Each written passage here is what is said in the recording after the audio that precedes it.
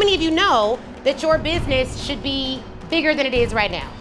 How many of you know that you are not going as hard as you should go because someone else in your industry has a louder mic? But in entrepreneurship, here's what I learned. Everything that made me a threat in corporate makes me a boss in entrepreneurship. Everything that would have gotten me fired and not promoted in corporate is what gets me promoted in entrepreneurship.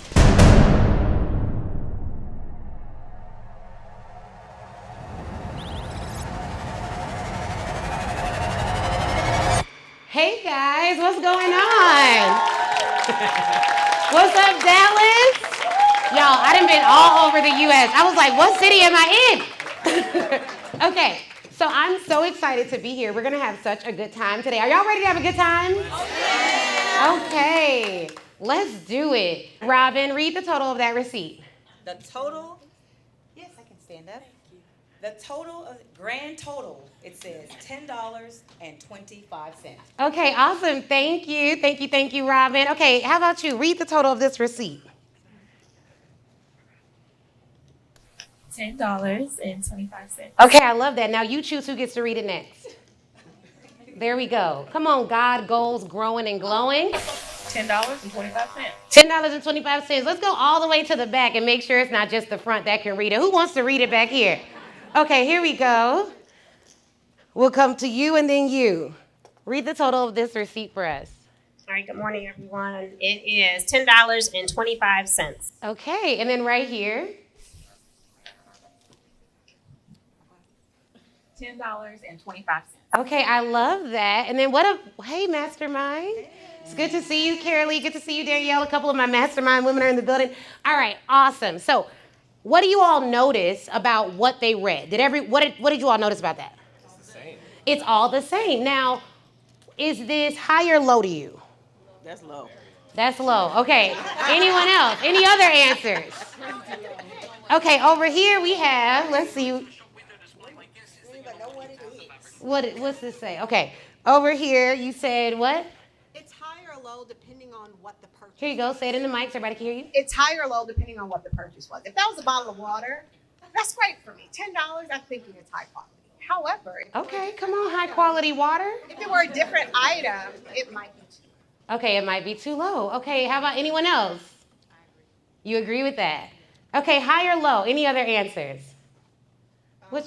Depends on what's in your wallet. Here you go. Oh, yes. Depends on what's in your wallet. Depends on what's in your wallet. Okay. And Christelle, did you have something? You think it's high or low? No, you're good? Okay. I believe the total will be high or low depending on how many items you purchase. High or low depending on what all you purchase. What do you think, high or low? Hi. High. Okay, that makes sense. That makes sense for you at 5. She's like, that's high. We've been dealing with her with paying for things. We're like, Christelle. She's like, Mom, I want to go to Italy. I'm like, that costs money. She's like, I don't have to pay for anything. I was like, okay, Christelle, we'll go to Italy. I was like, you got to pay for a little bit of it though. She was like, oh, Mom, I cannot pay for Italy. I'm like, okay, girl, don't worry about it. So, all right. What do you notice between the difference from the first answer and the second set of answers? Right. So when I asked how much was the receipt, everyone had what? But then when I asked whether it was high or low, everyone had what? Okay, now why is that?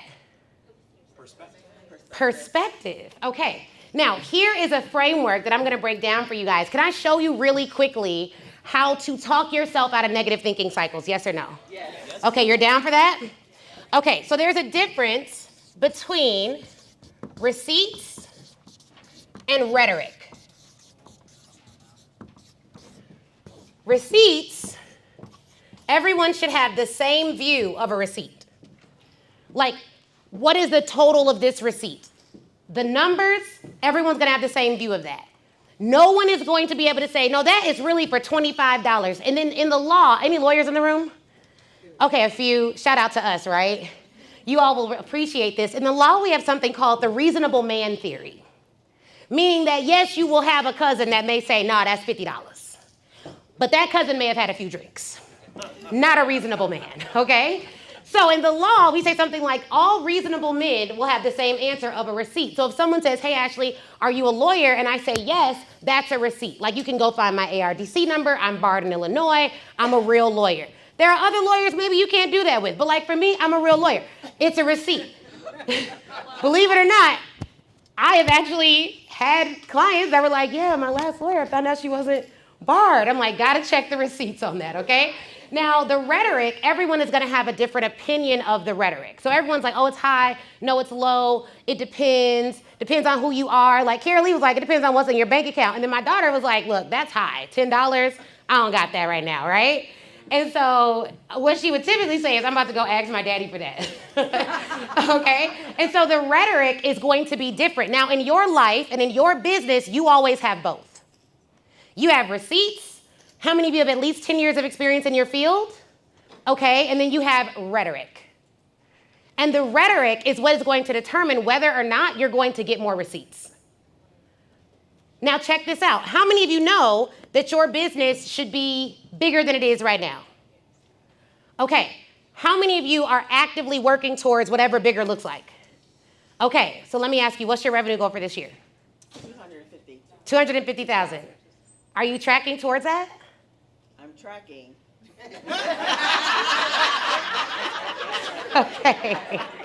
Okay. And you may want to come up here with me. Ma'am, you're going to be moving a lot. If you want, you can put a chair right here. That may be easier. Okay, so you said you're tracking towards that. Okay, what is stopping you from being on track towards that? Right here. We're right here, ma'am. My own limiting beliefs. What's the rhetoric? The rhetoric is I'm telling myself that my spiritual work won't resonate in corporate. Okay, and why? Because it's in my mind. Okay, so has anyone told you your spiritual work won't work in corporate? No. How many corporations have you pitched it to? Actual corporations, none. But people in corporate, I've talked to them about it. Okay, and you've asked them to buy it, the people you've talked to? No.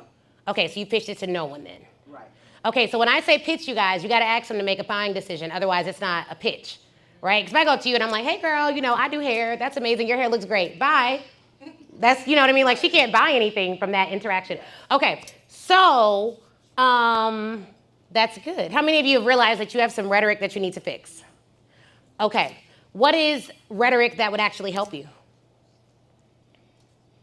Jalen, hey, Jalen, it's good to see you. Yes. Changing that story in the thing that I'm telling myself. Yes. Now, what's your name? Darnell. Why didn't you hesitate? Why didn't I? Yeah.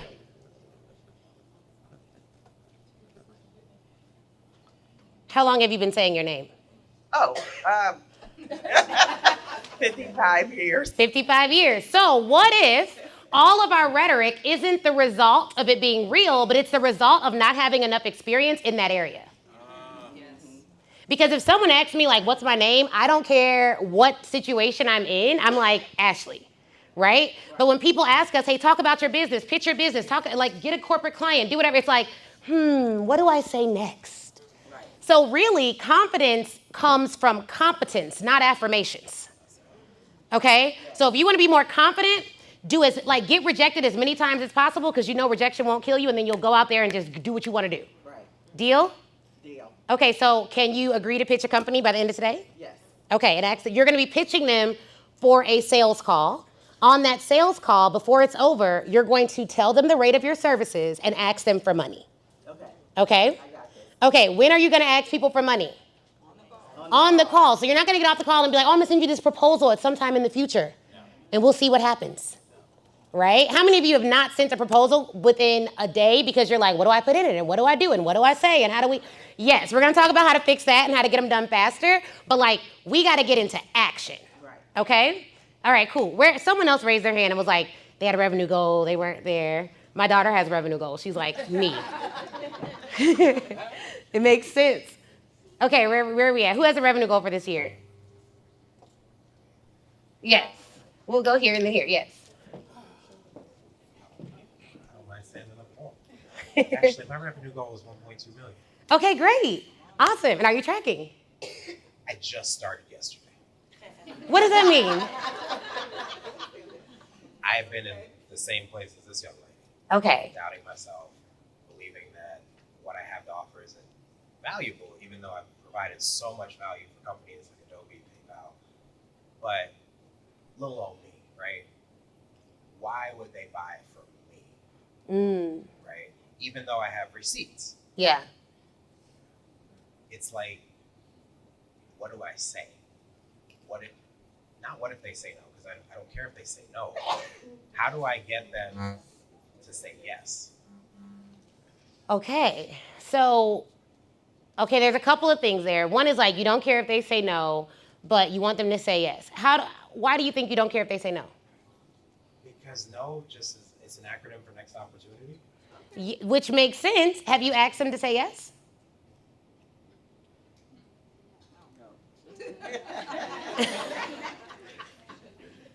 Why was that so simple?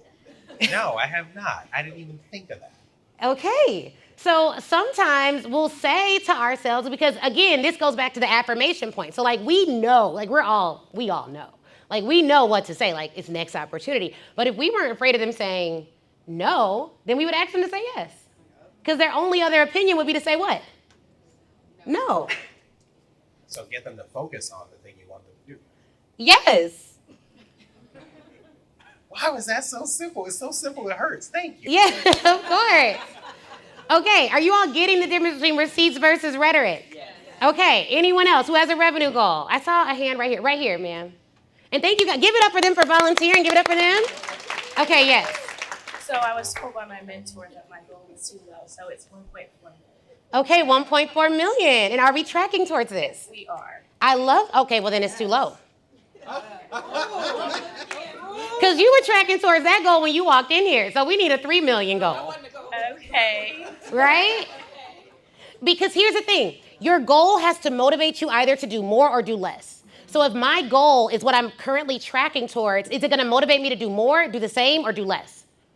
Probably about the same, which means I'm not stretching myself or my team, and it means my mind doesn't have to go to a place to actually get my team more invigorated to get more activity done. And I think that there's some of you in here, how many of you have been like, I just don't want to burn out? Raise your hand. Raise your hand. I already know. I have talked to people who will literally tell me, all that content you do, I just don't feel aligned. It really overwhelms me. And I'm like, I'm sorry, how many pieces of content are you putting out? And they're like, well, I mean, none because it's overwhelming me. I'm like, so the content you're not putting out is overwhelming you because you're watching me put out content? And I'm not overwhelmed. So I want, especially in a room that looks like this where we have a couple of fellas in here. Give it up for the fellas in the room. Woo woo. But like, it's a lot of ladies in the room, okay? And it is socially acceptable for us to play small, put it under burnout, and never try again. Wouldn't nobody tell a lady, honey, you need to go harder. They would look at you like, no, you need to stay in your feminine. Right? Can we be real? Say real?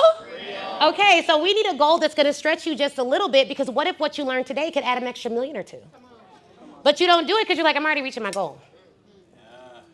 So when you all are tracking towards a goal, if you're not on, who's not on track to their goals? Be honest, raise your hand. Okay, so when you see, and you can't say that I'm not on track at the end of the year. It has to be like, this month, this is my goal, and you're like halfway through the month, you look at that goal and you're like, oh, we're not there. We're going to do something to get there. We're not on track. Oh, guess it wasn't going to be hit this week or this month, right? And so we have that goal. Now, what's the rhetoric you were telling yourself? Because your mentor said you didn't have that goal at all. So what was the rhetoric there? Yeah, my voice is going out, so excuse me. So what I was saying, last year I got really sick. And so I'm a family nurse practitioner, I own a private practice. And so I sacrificed so much. My husband is all in for it, but I've sacrificed so much for the goal. And in the long run, I ended up getting sick, and I don't know if I could sacrifice my family for that goal. So it's like, I do play it safe. I think that's why she mentioned that I could probably go harder, but I am scared of going harder, burning out, and getting sick.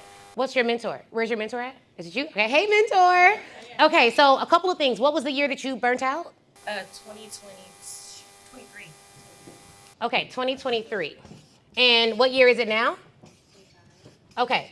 Do you believe your capacity is the exact same as it was here? Do you believe it's higher here? So then the fear of here is keeping you from here? Okay. So here's what happens, right? Can I help the sisters in the room? Okay. Look, I've been there. Okay, I have two thoughts on burnout. One, I understand burnout in the way that you've mentioned it, because in the way that you mentioned it is the way that we understand it, like societally. Like, I was tired, I got sick, I couldn't do it anymore. But if I had a candle and it burned all the way out, would the candle still be here? No. So in reality, you didn't burn out. Like, in reality, you didn't burn out. I understand how you're using the term though, right? And for all of you that do wellness, I'm gonna tell you to keep using the term because that's the term people understand. But in reality, I wanna be careful about what we tell ourselves. So there's 2023, 2025. Here's what happens for high achievers. Can I tell y'all what happens? Oh, that failed, okay. That right there. That's fine. That's, who said that right there? That was symbolic. Okay, here's what happens. Here's what happens. We know our capacity in the past. We don't know our capacity in the future. Because if you have a ceiling, the goal is to not hit the ceiling. The goal is to break through the ceiling. So if you burnt out in 2023, the answer, if you still have goals that you want to achieve, there's still visions God has placed in your life. If that's true, then your goal for 2023 is to analyze every single thing that you felt made you burn out and grow your capacity in those areas. So you go back and you look at how much you were doing therapy or who you were working with and who you had around you, how much you were working out, what doctors you were going to, and then you decide, okay, I'm either gonna switch providers or I'm going to switch activity levels. Because the goal isn't to stop, it's to build capacity. Number two, your rhetoric is not, should I sacrifice my family for the goals? Your rhetoric is, I can't grow a business and grow a family. And because you love your family, you won't grow your business. I can tell you, as someone who is super big on family, like my mom works with me, my dad's come to every event we've had, me and my husband work together, my baby's in the back with her sitter. And so I'm big on family, but my marriage ain't going nowhere because of my business. But if you don't believe that, right, babe?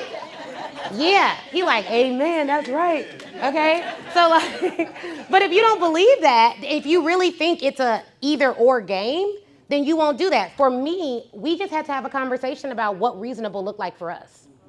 Because every marriage is different, every man is different, every woman is different. And so I'm like, what do you need from me in order for me? This is what I want, but what do you need from me to be the best wife to you so that I can have this? And then he just told me, he was like, well, I need date nights and let's schedule 2 because on at least one of them we ain't talking about business. So we have 2 date nights a week. Because if we mess up on Thursday and talk about business, then Friday I'm like, okay, let me get it together. You know what I mean? So we give ourselves 2 chances. He's like, we need to have a nanny. I'm like, cool. We have a nanny, we need one that travels. We need flexibility, we need trips. We take 1 sabbatical a year, 30 days. We don't even work. We go all around the world and we take our daughter. And then we have another one that we added this year. It's gonna be like 2 weeks and we're going to Europe and we're doing whatever we're doing, we're not working. So it's just like, you need to figure out what works and just ask, like, hey, this is what I really, if I did not cap myself, these are my dreams. And you talk to the people around you and you figure out how you can get there. I talked to my daughter. I'm like, you're on a work trip. So this is different when we go on sabbatical. On sabbatical, mommy doesn't work. So you ask mommy to play, she always says yes. On a work trip, I can't always say yes. But here's what we can do. We watched a movie yesterday. Like, you just need to bring your village around you. And just talk to them. And when I'm feeling guilty, I tell him, I'm like, I feel guilty. I feel like I haven't done enough. But I still need this solo trip to this hotel. What you think? And he's like, you've been doing great. Go, take a trip. Go spend a day at the hotel. I felt guilty. He didn't feel any kind of way. He's like, I'm doing my date nights. We're doing our appreciation ritual every night. We're like telling each other 3 things we appreciate. I wrote him a handwritten note while we're on tour. Like, there are things you could do. Build a big business, have a big marriage. Amen. Have a big relationship with your child. Know what's going on. I know all her little friend drama. I'm like, oh, we beefing with so-and-so this week? Okay, why? Like, I'm talking to the teachers. We're doing that. And then I hired an educational consultant to tell me which schools in our area work with my schedule. Because public school don't work for my schedule. So I'm like, what we got to do? And I didn't even know that. Just free tip. I didn't know that was a thing. Like, I was like, oh, this is what she interviews schools for me and then tells me these are the schools that'll work with you. So we could still take sabbatical, she could still come on all our trips. There is a way to do everything. I didn't want to go to doctor's offices. There was a concierge pediatrician that came to the house. At 1.4, 3.5, 5 million, 10 million, you can pretty much get what you want.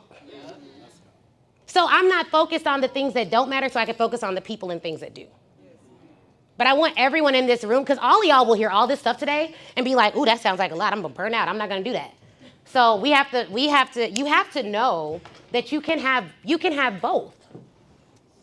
Maybe you can't have both and be the one who cleans your house. Maybe you got to get a cleaner. But I believe every woman and man in here should have 2 teams. How many teams? 2. A home team and a work team. Because you should not be doing everything. And I have a YouTube video, like 25 plus things I outsource. You'd be amazed at what you can get outsourced. You don't even gotta take your braids down. They will come to your house. Right? We can be efficient, right? And so I want you to give yourself a different rhetoric. What is the new rhetoric that you're gonna talk about? I guess, like, I put these words on my husband, and she knows my husband, and he's super supportive. It's like I feel like I keep on taking. So I think what you just mentioned with your husband, like, he was like, yeah, go. It wasn't what I made it to be in my mind, you know, like what you had in your mind, that he was going to be like, oh, well, maybe not. He told you to go. And so I think being more transparent in those aspects with my husband and not assuming that he's just going to be like, oh, well, you know, because that's probably not it. And be soft with him. I'm not really soft on y'all, but I'm soft with him. Like, I'll go there and be like, I feel stressed, I feel sad, I don't think I'm doing enough, I feel like it's taking too long. I feel like sometimes we're trying to shield our partners from the weight of what we're going through when we don't realize that God put us together so that they could bear the weight with us. Like, we are destiny partners, like this is ordained. So, but when I keep it from him, he can't fully show up and do what he needs to do for me. And if he keeps it from me, I can't pull up and show up what I need to do for him. But you can have both. You do gotta trust that you married a great person and then let them be the great person they are. Yeah, and get rid of the guilt. It's not really helpful. And invite them to these type of environments. Yes, what if he was here right now? He could have met Chris, they could have talked in the back. Okay, so y'all, is this good already? Okay, receipts versus rhetoric. That's gonna come up several times. Are there any questions on that? Because that's gonna be the foundational thing that I'm gonna use today to coach you all through when you're like, but I don't know, and what if, and this seems high, and I don't know, and da-da-da-da-da-da, right? Okay, so let's get into it. So this is actually a letter that I wrote to myself when I was in high school. And one of the things that I noticed, I think I was maybe, 14, 15, but it says, Attorney Williams, that's my maiden name, okay? Dear Attorney Williams, stay focused, be on time to everything. I must have been late, y'all. You have the power to change your future. Study hard, do well in school, and debate. I was on the debate team. Never ever settle. Be quiet, Chris. Never ever settle for less than your best. Be sure to pray steadily. God will always be your friend. God will always be your friend. Pray for your mom. Leave these boys alone.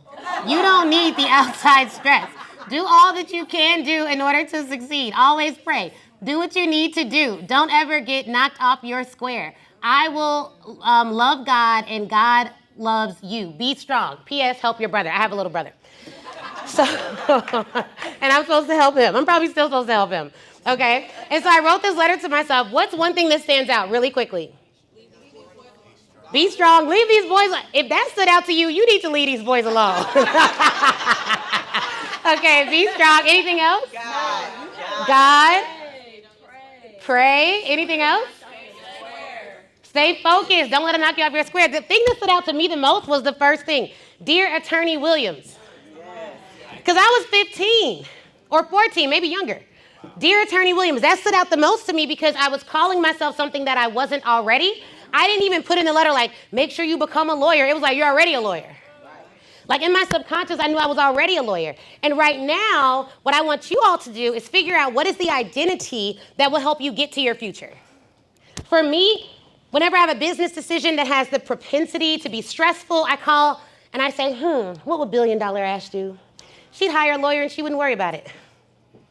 Because, people like to play in your face sometimes.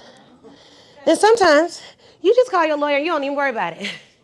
Our firm recently had like an $87,000 judgment against someone who was like slandering us online, and that really just comes with the territory. Can I just tell y'all something? If you are an influential leader, you will be slandered online at some point. If you are not, then the influence just isn't there yet for you to get that. Like that's just that's how it typically works, particularly if you're public facing. But I ain't worried about that thing. I called that lawyer 2 years ago. 2 years later, we won that money, and I was like, okay, great, done and done. But there is an identity that you may need to call yourself to get your next goal. And you may have several. But I want you to think about what that is. Is it $1 million whatever? Is it $1 billion whatever? Is it consistent Casey? Is it whatever? What is that identity so that when you have a decision to make, you make it from your future, not from your past? There's a book by Dr. Benjamin Hardy called The Science of Future Self. And in that book, he says that we will always live beneath our means, beneath our potential, if we are making all of our decisions from our present or from our past. We had an example earlier where she was like, man, well, in 2023, I burnt out. So if in 2025, we're making decisions here, where are we making the decision from? From the past. Some of you may be like, oh, well, I'm not where I want to be because like in high school, people called me this and they said I wasn't pretty and that's why I'm not on Instagram. And so now we're making a decision from where? The past, whenever that was. And we don't want to do that because the past isn't where we're going towards. We're going towards the future. So in this book, he basically gives scientific data that suggests if you can put yourself in your future, you will make better decisions every single time. Even down to playing with your kids. He uses an example when he's tired and doesn't want to play with his kids. But then he thinks about when he was, if he were 75 years old, how much would he value the moment right now to play with his kids? And he does it every single time. He used to sit in the driveway before he went into work just to have more peace and like not be bombarded by all the kids. And he was like, but if I was 75 years old, I'd be running in that house trying to play with these babies again at the age that they're at. And so don't you think it makes sense for us to leverage that in our business decisions and say, you know what future should I be making decisions from? It also makes us do something that kids get right and that adults get wrong, which is dream. Most people that I coach who aren't able to just get it don't have a strong enough vision of their future. So they can only make decisions from a past they don't want. So it's from fear, it's from doubt, it's from lack, it's not from abundance, it's not from certainty, it's not from surety, and there is a version of all of you that is sure and ready to get everything that they've wanted. So, who has a name? A future name? I told y'all mine. Yes, right here.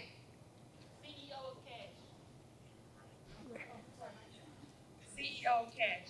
Okay, what's your name? Olivia. Okay, we got CEO Olivia here. Okay. Anyone else have a name right over here? Seven-figure agency founder, Dr. Drea Johnson. Okay, come on. Seven-figure agency founder. Anyone else? We have one right here. Chief Creative Officer, Ryan Thomas. Love it. Come on, come on. Okay, we have one right up here. We appreciate you, sis. Official relationship coach of the NFL. Come on. Woo, woo, woo. I love that. Such a good market. Okay. Awesome. So keep those in mind. How many of y'all didn't say one, but you got one in your head? Raise your hand, raise your hand. Okay, great. Write that down. So today, if you have any doubts, fears, or limiting beliefs, I want you to be like, what would that person do? And what's incredible is that person is literally you. Like if you all think about it, when I was 15 writing this letter, that's like the same me. And now I'm actually an attorney. So boom, I knew.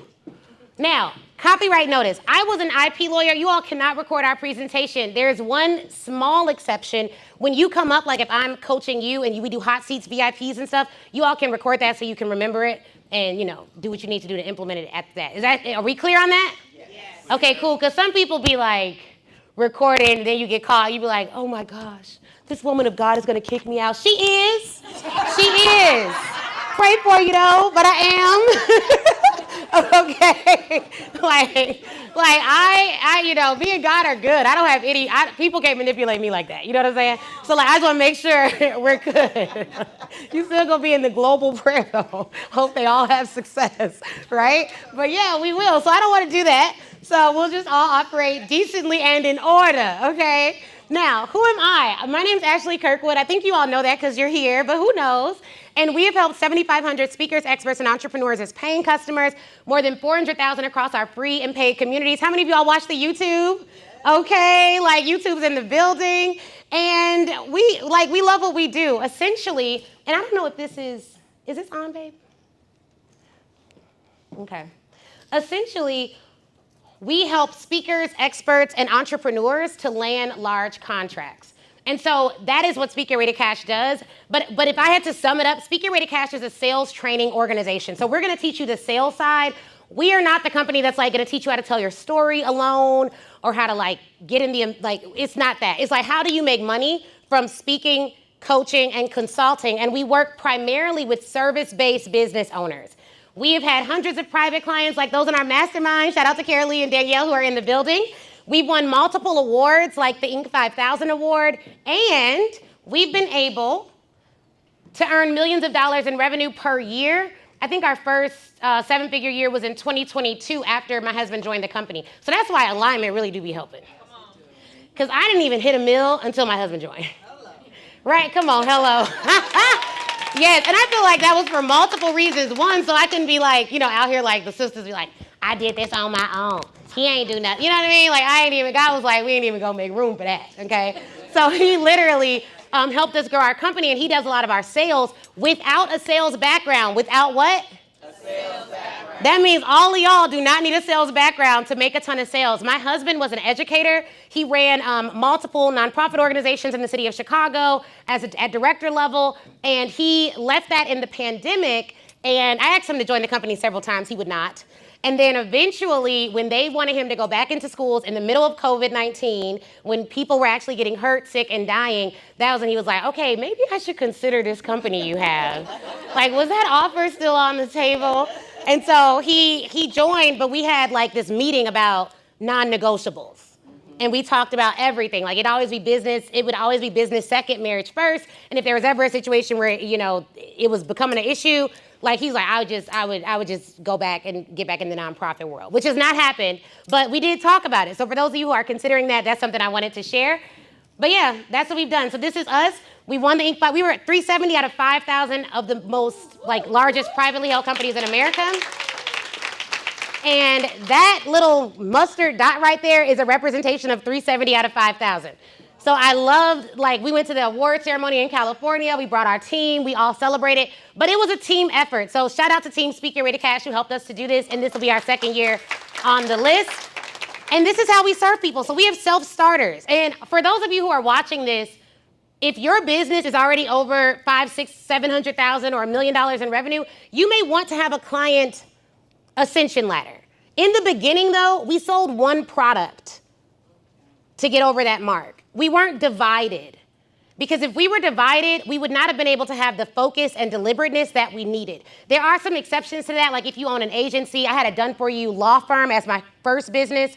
We got that up to over $500,000, just selling trademarks, contracts, copyrights, and then we went to do legal subscription services, consulting, and speaking. But we basically right now have an ascension ladder for our clients. So self-starters are people who are in our free group. They come to these events. They're everyone who's buying products under $300. That just gets them excited about the community. Then we have folks who come to our live event or they're in the Picture Rate of Cash Academy. And then I have private clients, and I coach my private clients. I coach who? Private clients. Now, are there any coaches in the room? You cannot coach everybody at all levels. Right.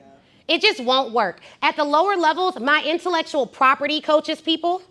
At the higher levels, my intellectual property coaches them, and I will coach them. So they'll get direct access to us. Our mastermind is anywhere from $35,000 to $100,000, depending on the level you come in at. But our academy and other programs, we have programs from $3,000 to $10,000 at that other level, okay? Now, I share this because I think eventually you all will have an ascension ladder. But in the beginning, what did I do?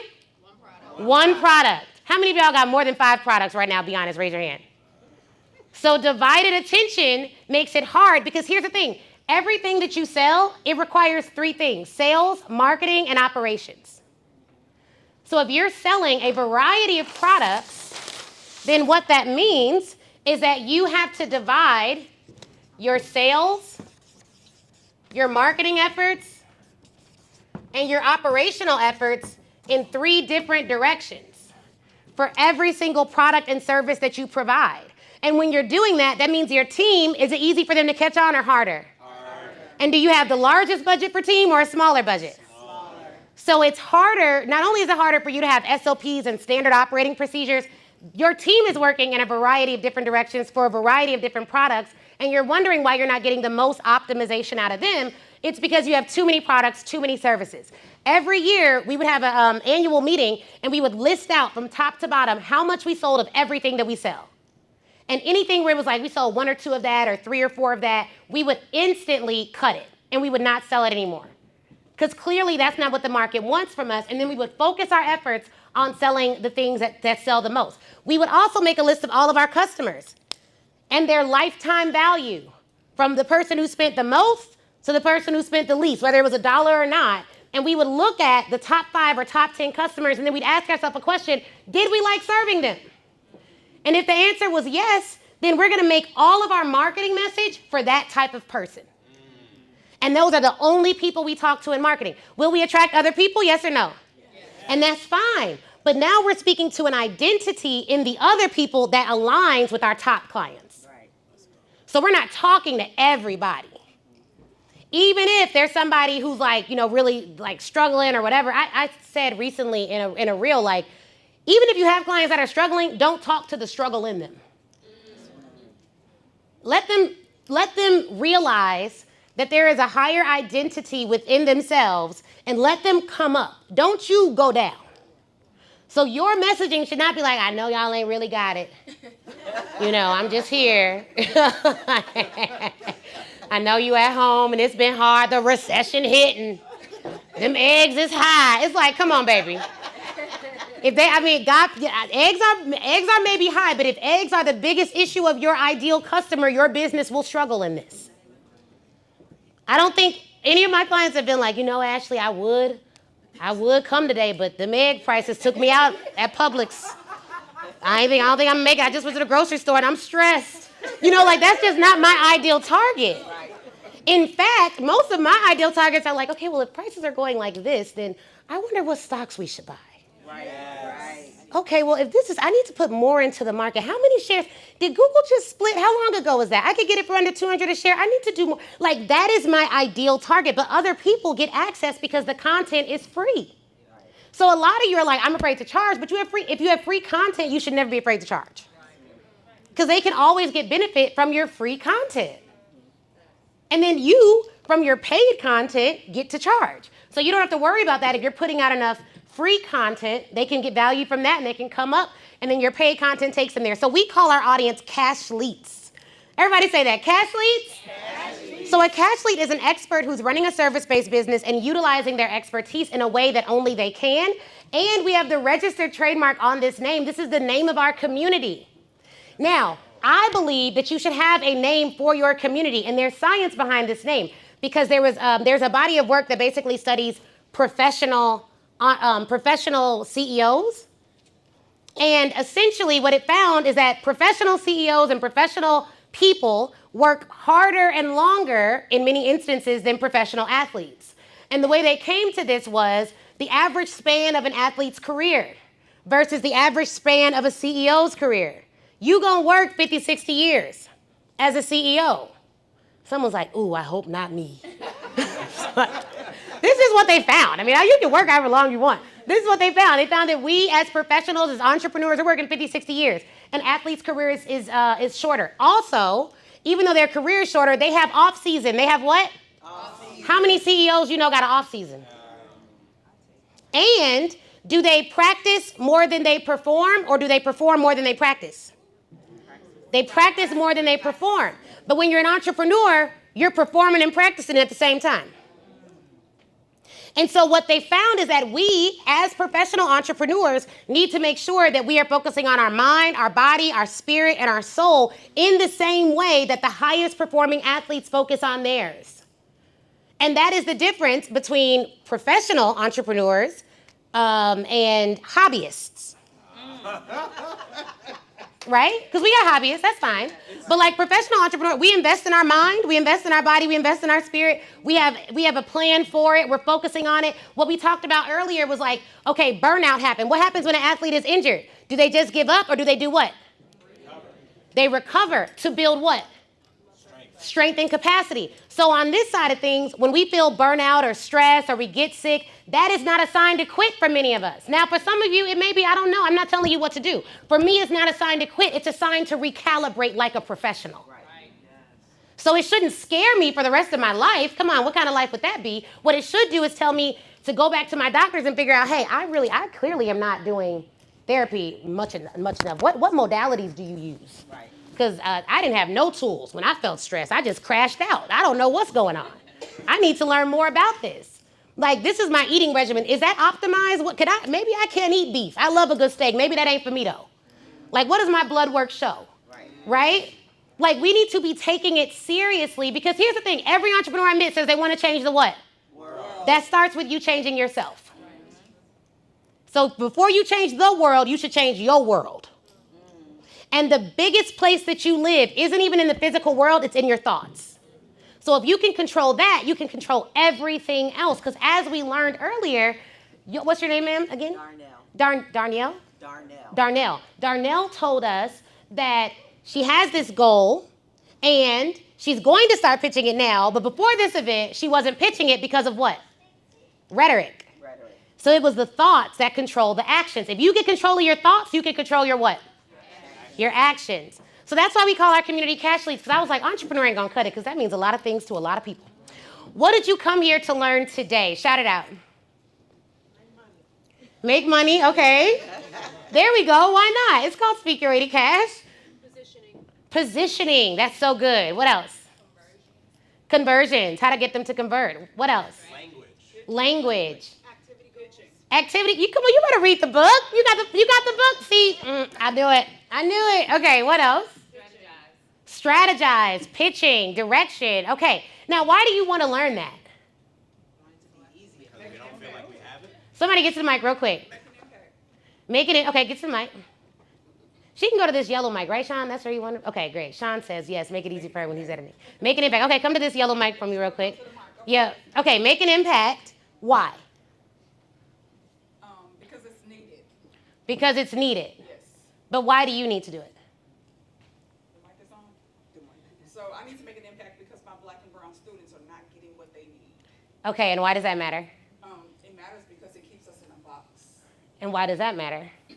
We're not able to grow and pour into our community. Okay. Okay, and if Why we, does that matter? yeah. For our family and legacy, because we deserve to be in the room just like everybody else. How do we feel when we're not in the room? Silenced, And what else? insulted, Insulted. I like that word.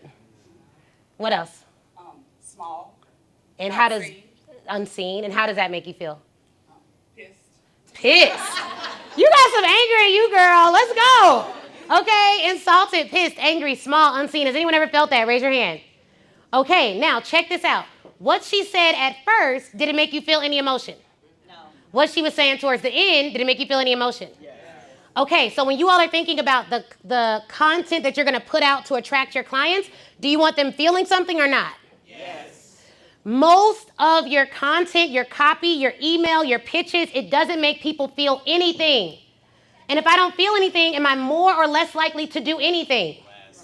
Less, because it just feels and sounds like everyone else. How many of you have worked in corporate? Raise your hand.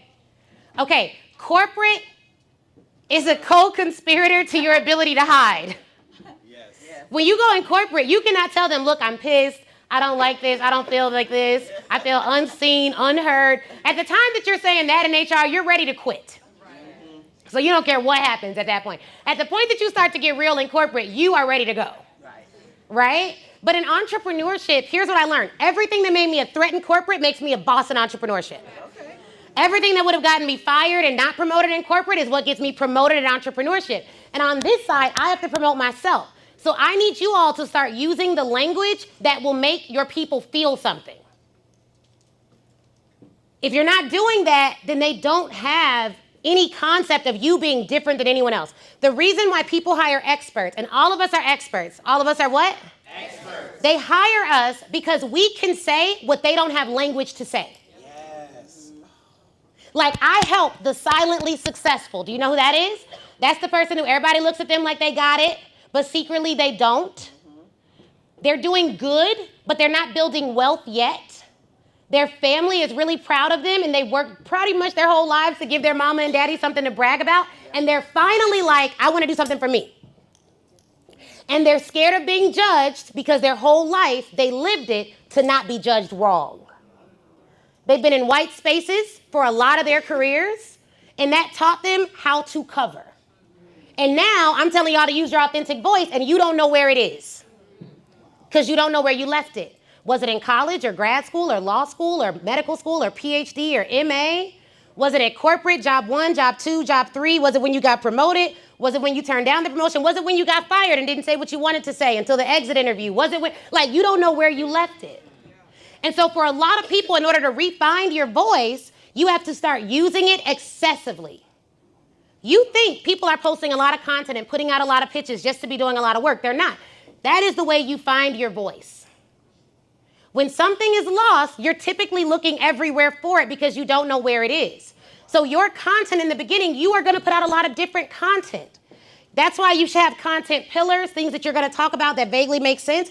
But every time you put out a piece of content, my rule when I was a trial lawyer, I would give an opening statement mainly to my husband before I would give it in front of a courtroom. And I would give it and he'd be like, oh, that was good. And I was like, nope, I ain't feel nothing. And he was like, yeah, it's not ready. I had to do a presentation for Russell Brunson. It was in front of 6,000 people. He just gave me a video testimonial, by the way. He said he's going to hire me to speak again. I was like, okay, Russell. But I had to do this presentation, and I gave it to my community. Were any of you all there? I did a pop-up. Yes, shout out to you, Andrew. Shout out to you, Nicole. Thank you guys for coming. And I gave it to them, and I was like, it was good, but I ain't feel nothing. And I was like, okay, I got to feel it. If I don't feel it, y'all ain't going to feel it. It'll be, first off, let me explain this. Y'all are always going to be good. That's who you are. So good is not the standard if you're already great. So people are like, oh, that was good. That's horrible. You know what I mean? For me, because I'm like, come on, of course it's going to be good. I'm not going to get up there and clown. So of course it's going to be good. Good is like the floor. It's going to be good even if I don't try. But for it to be great, I have to be intentional. I have to try. I have to feel it. And I have to feel it first. There's some content pieces I put out and it made me want to cry. I was like, oh, this is going to be good. If I can feel it, they'll feel it. So that's the standard. Don't just write words on pages. Don't just send pitches. Don't just put out content. You need to feel it. The only way you can feel it is if you're present for it. If you're not present, you can't feel it. And when we think about why we want to grow these businesses, a part of it is money, right? But what's the real reason? Freedom. So a part of it is impact. But can I be honest with y'all about something? If I can say yes. Yes. Here's the truth. This was me. I don't know if this is anybody else, because y'all may be true. I was not. Like my husband, he worked in public service. He didn't. We were different. I worked private sector. I worked for big companies against the little man. Don't judge me. It was back in the day. But they paid me $300,000 for it, and I was like, all right, yeah, this makes sense. I can see your argument. See what they did. I can see these people. They were not doing the right thing. I can see the case, But that was back in the day. But what I realized is this. Until you solidify your house, the impact is secondary.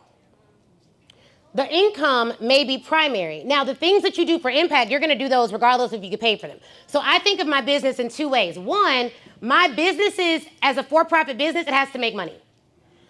I have humanitarian stuff that I do, I will go and speak at my dad's church, or I will go and give money to certain causes.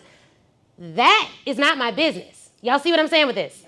The business's primary job as a for-profit corporation in this country is to do what? Make money. And it needs to grow every year. Because if a business is not growing year to year, it's dying. All of you need to know, what is the average growth rate for your industry? In my industry, it's 20%. So if we grow less than 20% year over year, our business is not doing well. We won the Inc. 5000 award because we grew 1,200% from 2020 to 2023. And that's how we got that ranking. We were shocked, actually.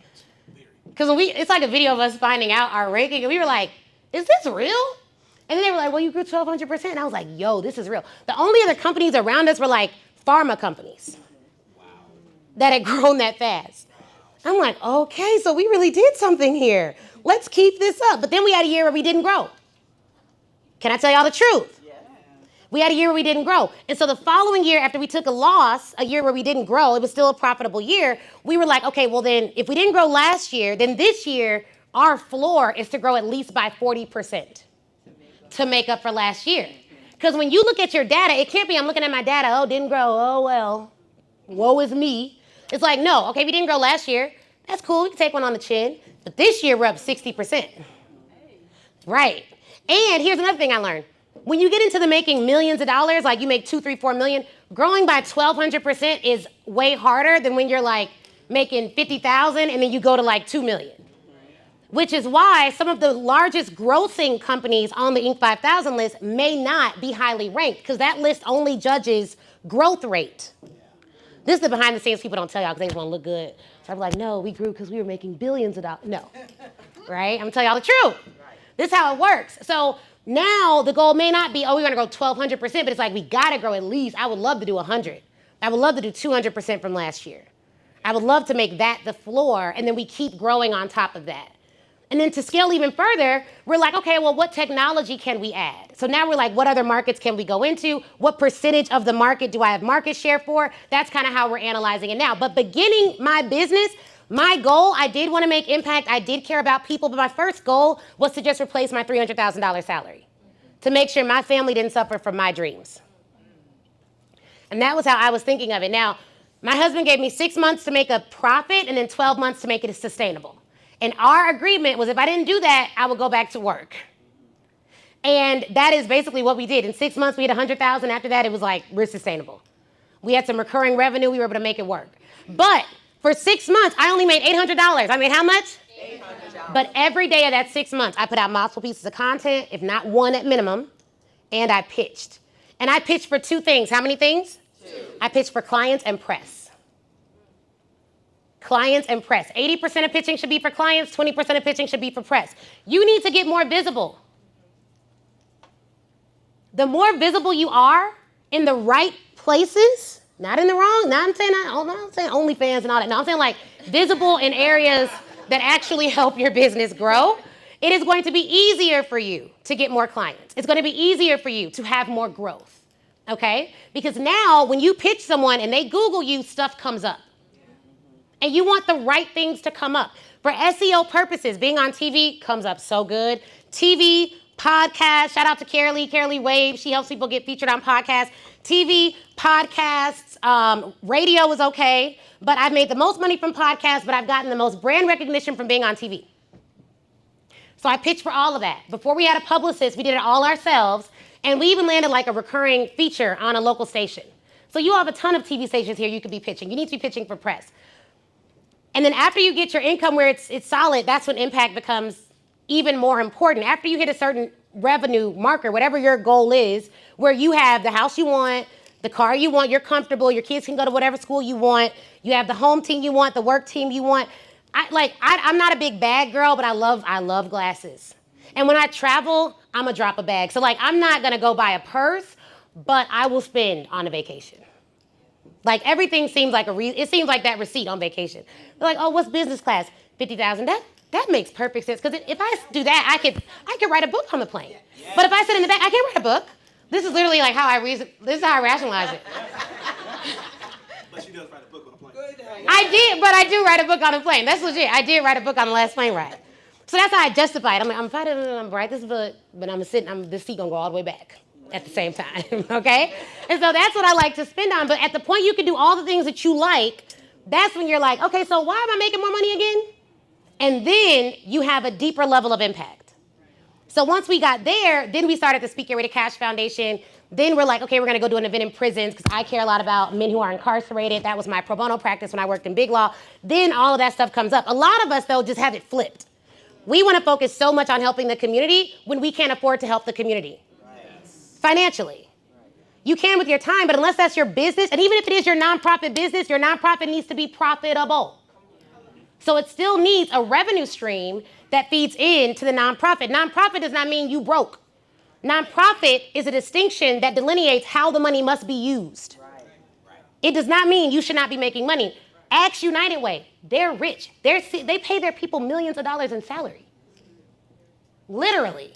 So just because I feel like our rooms don't say that, like we just be like, yeah, the nonprofit, I'm gonna just do this candy drive. No, not acceptable, right? So, but why? And when you think about it, a lot of you are running towards a goal that you could actually have more of now. We had someone in the tour city, I was like, what's your dream? She was like, I just want to go on date nights with my husband. I was like, baby, if you don't go take that man out tonight, you do not need to be rich for that. Like, you need to start living the life you want. Like, as close as you can get to that now, you should be doing that now. And you just need to have a view where your business is your job. It's your what? Job. This is why I don't need motivation. Because every month, Speak Get Ready Cash gives me a check, which means I have a job. So if posting content is a part of my job, coaching my clients is a part of my job, converting people into our offers is a part of my job. If that's my job, I'm going to do that when I feel like it and when I don't. When you all had a corporate job, did you ever tell them, like, I'm not coming in because I don't feel like it? Towards the end. Towards the end. Towards the end. How many many of you, for your job, you always went above and beyond? You always did the most. They never had to come to your desk and be like, you're not doing your job. How many of you, that was you? Right? Now, in your business, if you had a boss in your business, would it say you're doing the same thing? No. And why is that? I don't know. Accountability. Do we respect other people's stuff more than our own? Yes. So you need to act like whoever that boss was you was working for and you did everything for them, act like that's your boss now. And do your job. You will not always feel like it, y'all. You just got to know what your job is, show up, and do your job. And then you should be wanting to do it well, because if the goal is impact, like everyone in this room said, every time you put out content, that's impact. Every time you send a pitch, if you have good information in there, that's impact, whether they buy from you or not. Every little thing you do, and as a believer, you're actually supposed to be doing everything as unto God, even your business. Which means, would you be okay if God was like literally your physical boss and he was looking at what you were doing every day? Are you really doing it as unto him? Like, however you got to think about it like that, so that you can get to it and do your job. So we talked about receipts versus rhetoric, and all of you in this room have receipts. The rhetoric about your receipt is going to determine how successful you are. So let's get into offer architecture and building your first corporate offer. So let's go into the elements of a corporate offer, but first, what is an offer? Can someone read this for me? Get them the mic. Yes. Is your name Gregory? Gregory, okay. Awesome. An offer for business owners is a compelling package that combines a product or service with additional benefits designed to meet the specific needs of the customer and encourage them to make a purchase. Okay, now, first big word in here is compelling. When something is compelling, what does it do? Compels you. It draws you towards it. It compels you. It compels you. My offer compels you. Yes. So you want, when you talk about your offer, it creates like buying energy within them. Like it draws them to it. For this tour, for instance, when we launched tickets to the tour, I think New York sold out in like a couple of hours. It was like New York and then Atlanta. Y'all were like fit to sell out, but I ain't gonna hold it against y'all.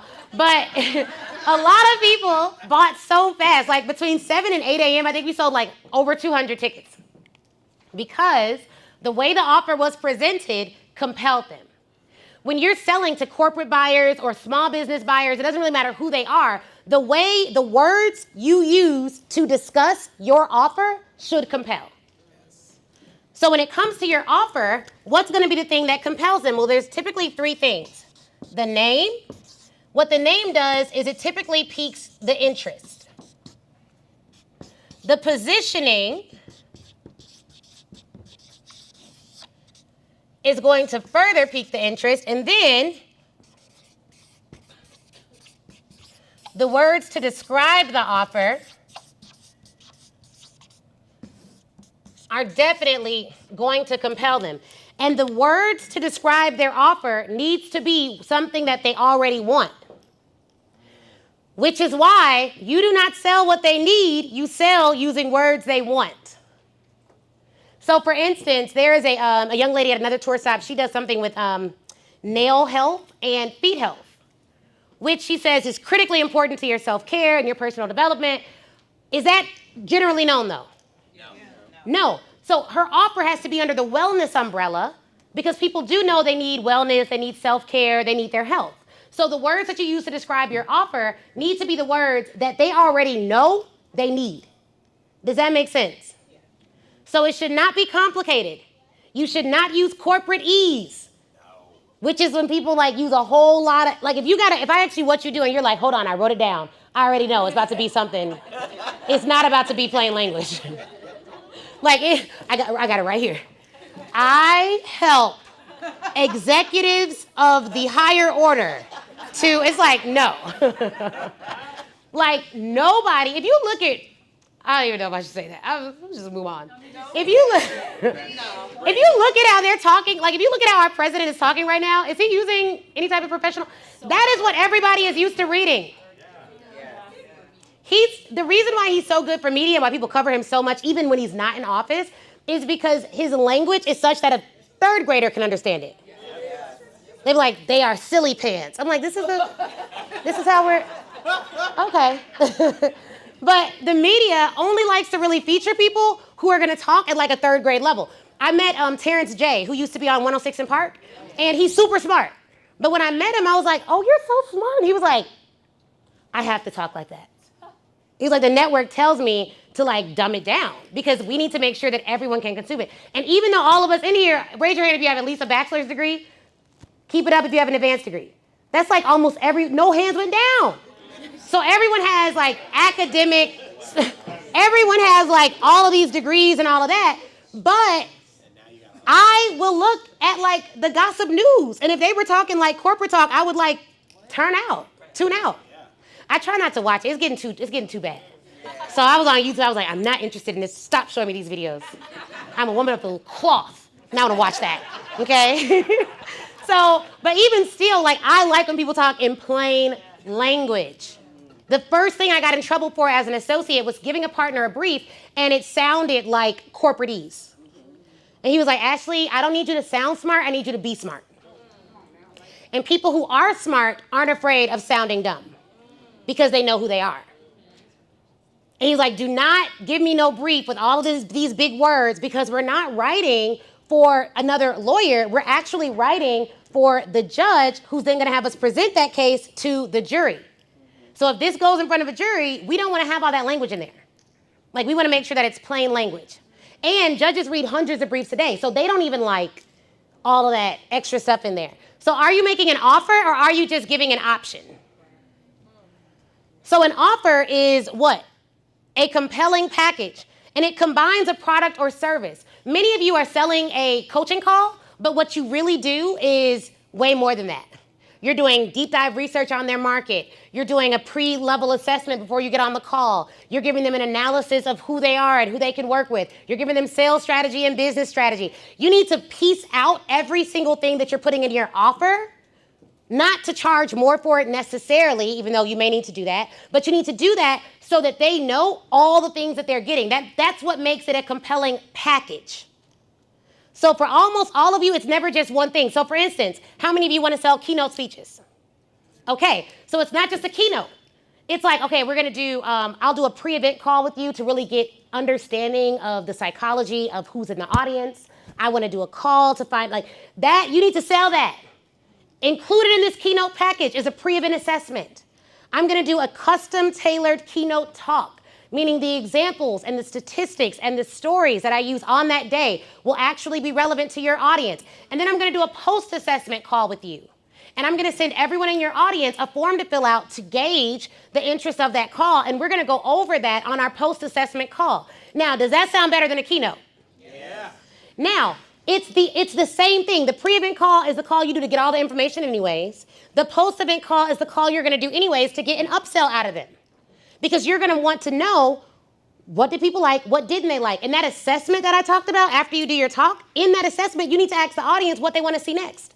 And on your call, you're going to tell them, hey, your audience said they want to see like a 4-part series from me on this topic. 50% of people voted for that. So I'd love to get that scheduled. Do you all have time to do that in Q4?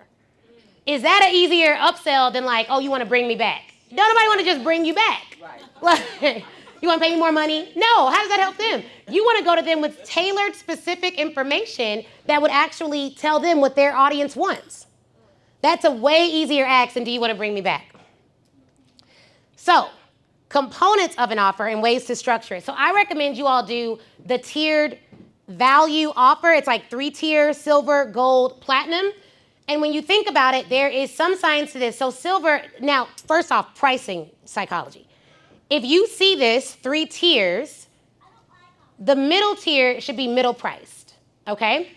The first tier is going to be essentially your downsell, and the highest tier is going to be your upsell. So when you present this to them on a sales call, you're going to say, hey, do you want to do the silver assessment? I can actually help you.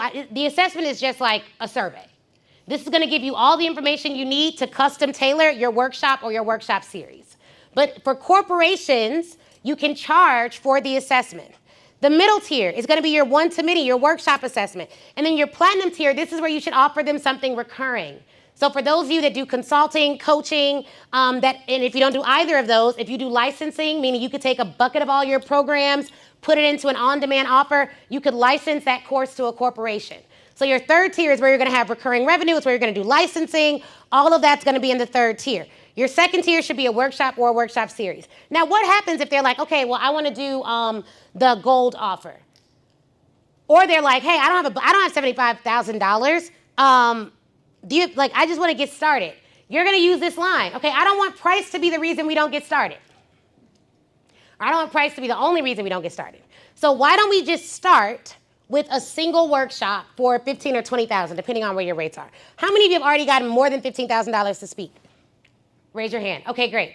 How many of you have gotten more than $25,000 to speak? Okay. For one time? For one talk.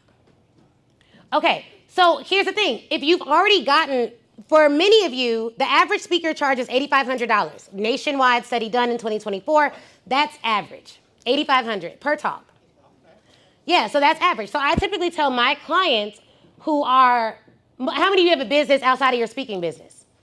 Okay, for my clients, I always say don't start less than $15,000 because speaking is typically not your main business. It has to make sense if you're going to step away from what you're already doing and making money from. And because all y'all already have the experience and everything else, you should be starting at a higher price in the market. When I did speaking a lot as one of my primary income streams, most speakers do not have expertise. They get paid full time to speak, but they are not experts. They are, they're speakers. Like their skill set is delivering information. Their skill set is in understanding how the information works in a variety of contexts. That is an expert. So their expertise is the skill of speaking, which is an expertise all of its own, but they're not subject matter experts outside of speaking. So many have one talk that they do all around the country. Yes. But you all are experts. So your rates shouldn't align with the average speaker. They should align with experts who come in to solve a problem. Wow. That's the difference. So when we are doing our sales calls, we're using a consultative sales approach because we are trying to solve a problem for organizations. We are not just trying to get up there and give a pretty talk. That said, nothing wrong with giving a pretty talk, but that's typically not what you all are going to do. So I recommend that you have a framework, and that framework is what you build your talk around. But for every individual client, I would switch up my examples and my stats to be tailored to the client. Does that make sense? So when I'm speaking to colleges doing the currency of confidence, which is mindset, beliefs, and actions of successful people, I'm going to use examples for colleges. But when AbbVie Pharmaceuticals hired me, I wasn't using my college examples. Right. And that's the difference between most traditional speakers. Like they have one talk, they do that same talk, and that is it. We have a framework, we use our same framework, but we change our talk. So even for each city of this tour, like everyone gets a little bit something different depending on what people need, their pre-event forms, what I've read about them, all of that stuff, okay? So there's that, silver, gold, platinum. So you want to make sure you're at least at $15,000. If you're constantly getting that, so in the speaking world, if you've gotten a rate 3 times, you can raise your rate. That's just general. You can raise your rate after the first time. I know for me, the first talk I did, I got $100. The next one was $1,000. The next one was $12,000. So you don't really have to follow that. It just depends on your level of comfort. But in general, if you're constantly getting that rate, there's that. The other rule that you look at is if your market is never giving you pushback on your rate, raise your rate. The third thing that you look at, especially if you sell, like anyone sell courses, coaching, anything like that, what you look at is the percentage of pay in full to know whether or not you can raise your rate. So if 100% of all your clients are paying in full, you have room to raise your rate. If 50% or less are paying in full, then you may be running up against, like, that may be the top of your current market. So you either need to change your messaging or your language if you want to raise your rate, or do something different. But typically that's what you're going to look at to raise your rate. Does that make sense? Is that helpful? Yes. Okay. So this is how we think about the tiered value offer. So let's do a hot seat. So our VIP folks here, one of the things that you all also got is to do a hot seat. So you all can get to the mic, and we're going to do some hot seats and see it in action. Are y'all ready for this? Okay. And then for everyone else, as we go through and build out their offers, you should be building out your offer.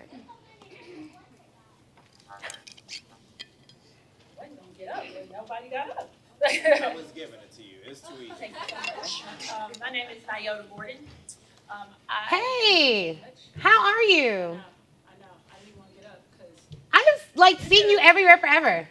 I love meeting y'all in person because I'm like, that's the comment. I see the comments. I see. Okay.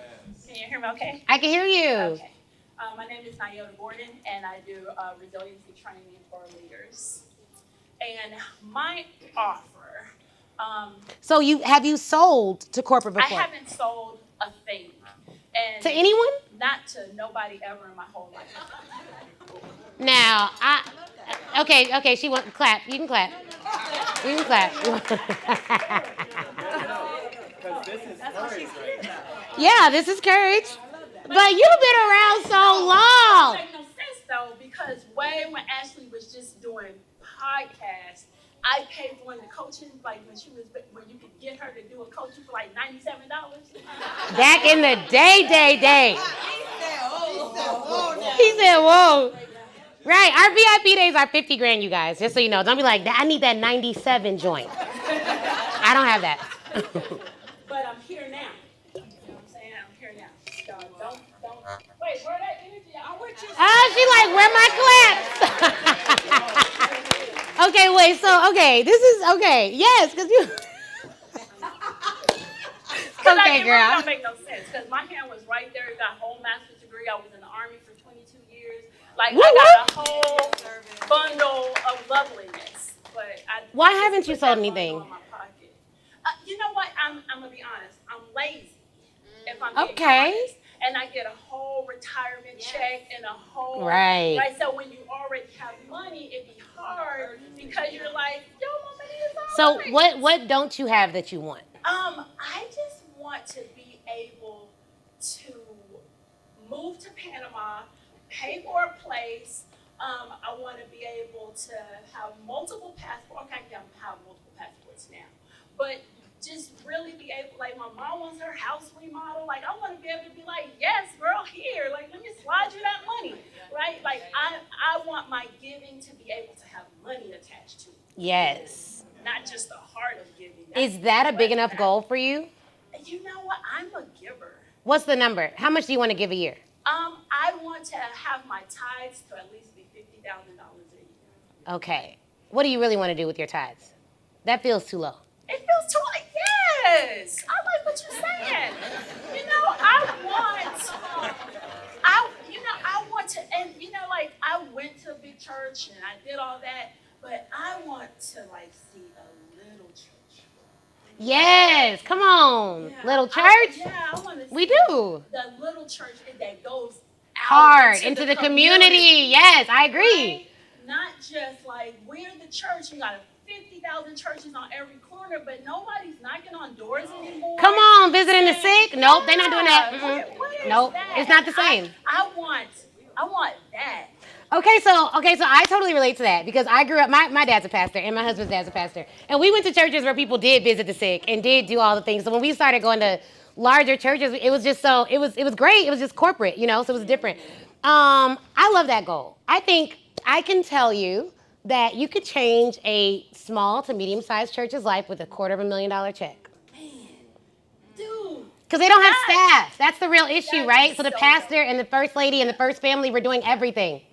Right? But they don't have staff. And everyone has to go out and work because the church ain't giving salaries. I don't want to be staff. You don't want to, but you want to pay the staff. Yeah. Okay, so check this out. You need a fund where you're able to give not just to the church, to whatever other cause you want, and to help your mom. And like, your mom should get whatever she wants. She should get whatever she wants. She should. She raised you. You did so much good stuff in the world. Like, okay. She need all the things.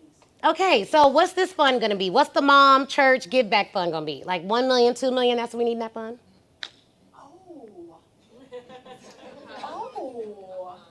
Yeah, we need a goal that makes you feel something. I like a scary 2.5. A 0.5 always gets me feeling. Okay, so you need a $2.5 million fund or trust or whatever, however you got to set it up. And that is where you do your giving. That's where you support your family and you make sure you're leaving money from them. So with the trust, we have a trust, but what happened was when we signed our trust, they were like, okay, so how you going to fund it? And I was like, so my baby ain't a trust fund, baby, if it ain't no money in it. Oh, okay, I get it now. So I realized, like, we talk about trust and wealth building, but like, you got to put money in the trust. So we got $2.5 million over there. Great. Okay, and so that means that your annual probably is closer to what? 10? Okay. So for your resilience training, coming from, it's fine. Yes. Yes, we need some, like, all of y'all need goals that are going to make you do something. Because your basic needs are met. Anyone live outside? No? No one? Okay. So your basic needs are met, right? And so at that point, your goals aren't like, I gotta pay my light bill. Your goal needs to be attached to something that you care about. And most of us are just not money motivated. We're money secure. So, right. So if that's the case, then you need to have specific measurable goals attached to your giving. No, that's good. That's good, because I feel like I dance around that. And I so always have an excuse. Okay, next. Also, you're not lazy. Oh. You're not you were in the Army for 22 years, you're not lazy. Like, there are other things, if you were lazy, you'd be doing that.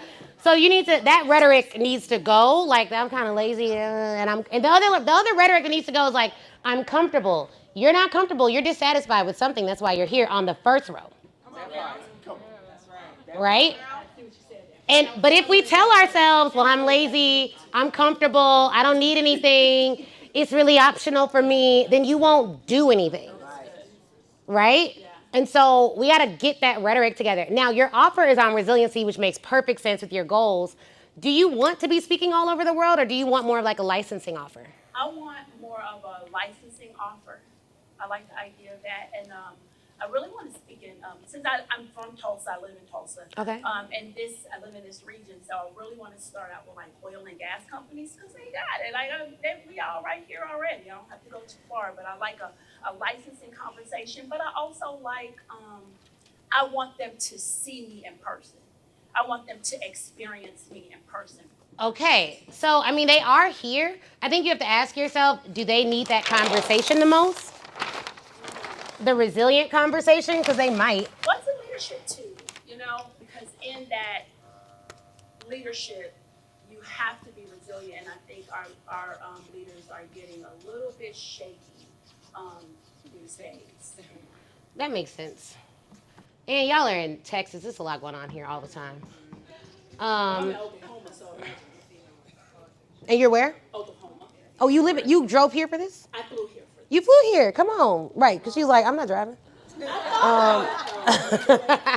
Okay, so first you're going to build out your offer. We're going to help you with that today. Then you're going to do market research. If you want to focus on oil and gas, then you should do market research for oil and gas companies that are similarly sized.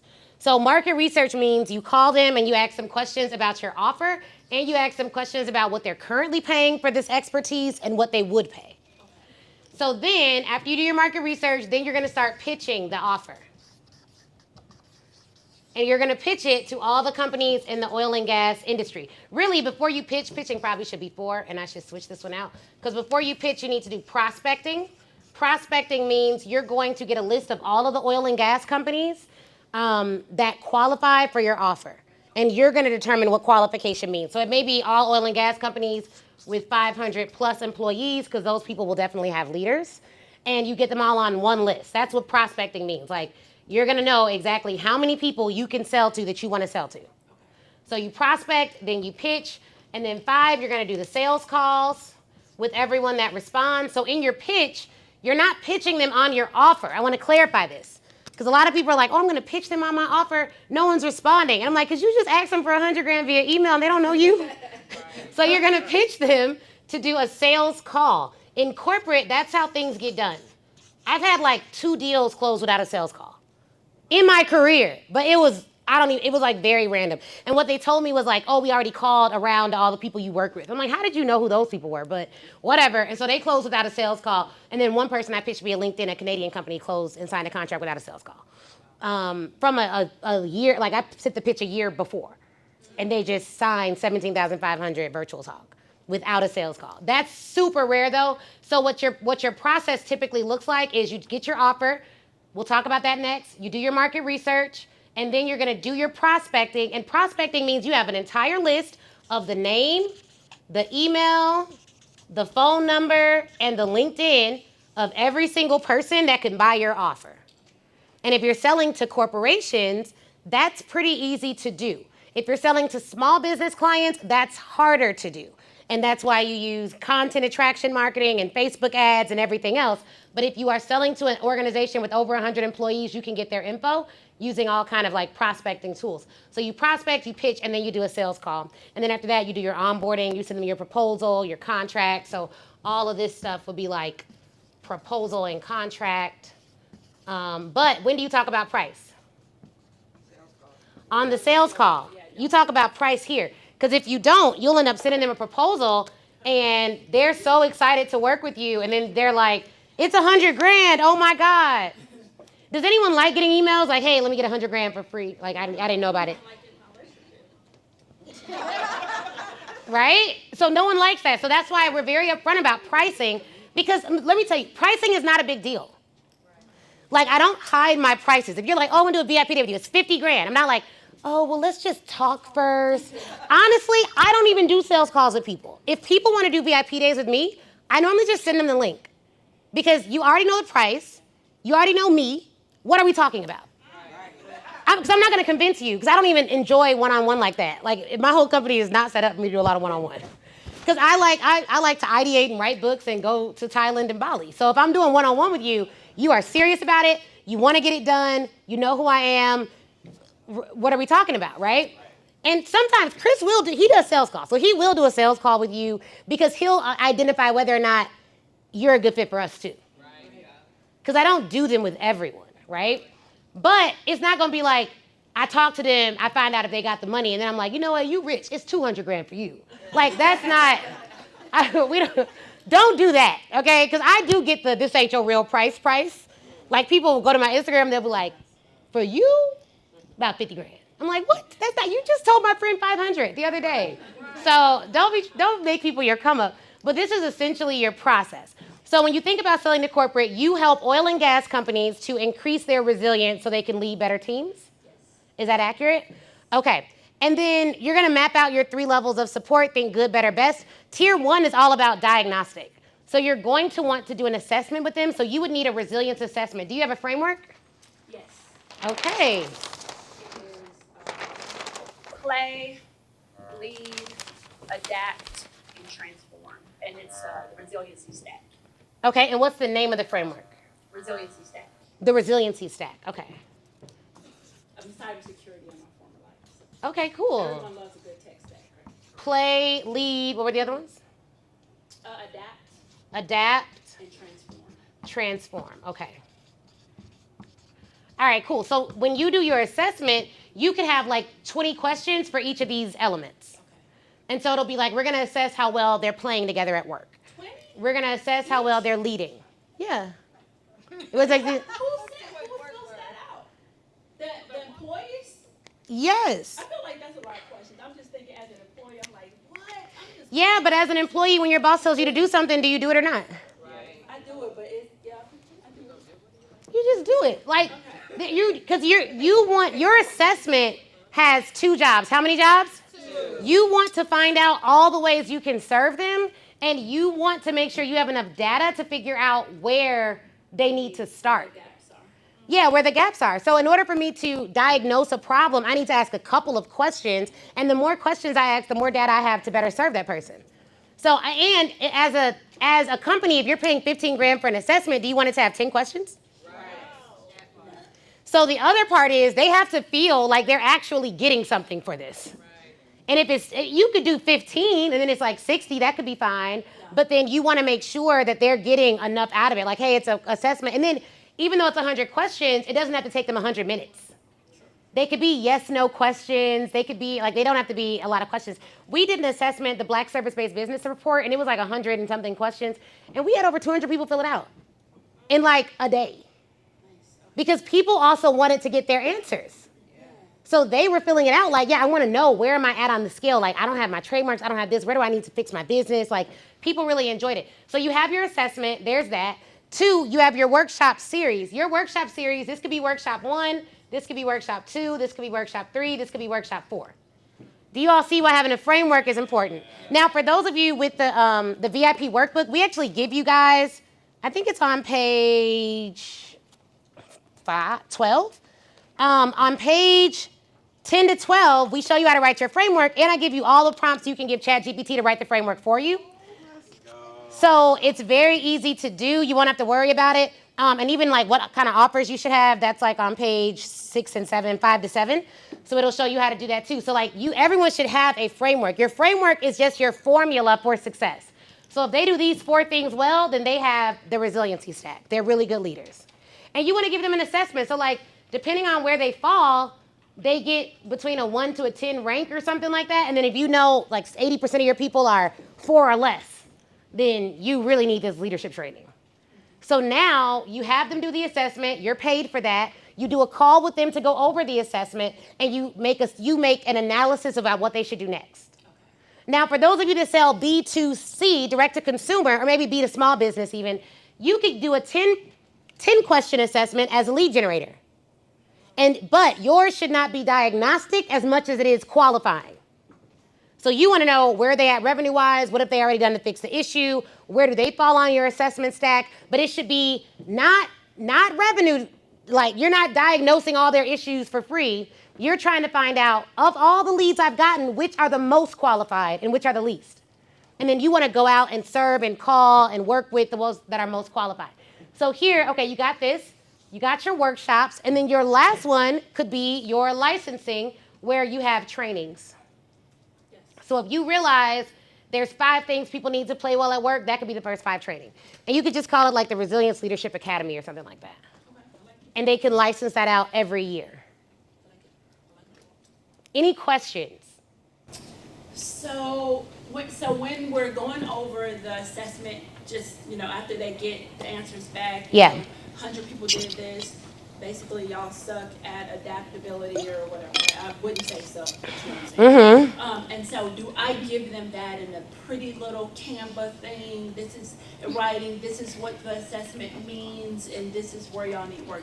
To also not just go over it on the phone. There's an app. It's called the SCORE app. You can use that to do all your assessments. And it'll give you a design PDF.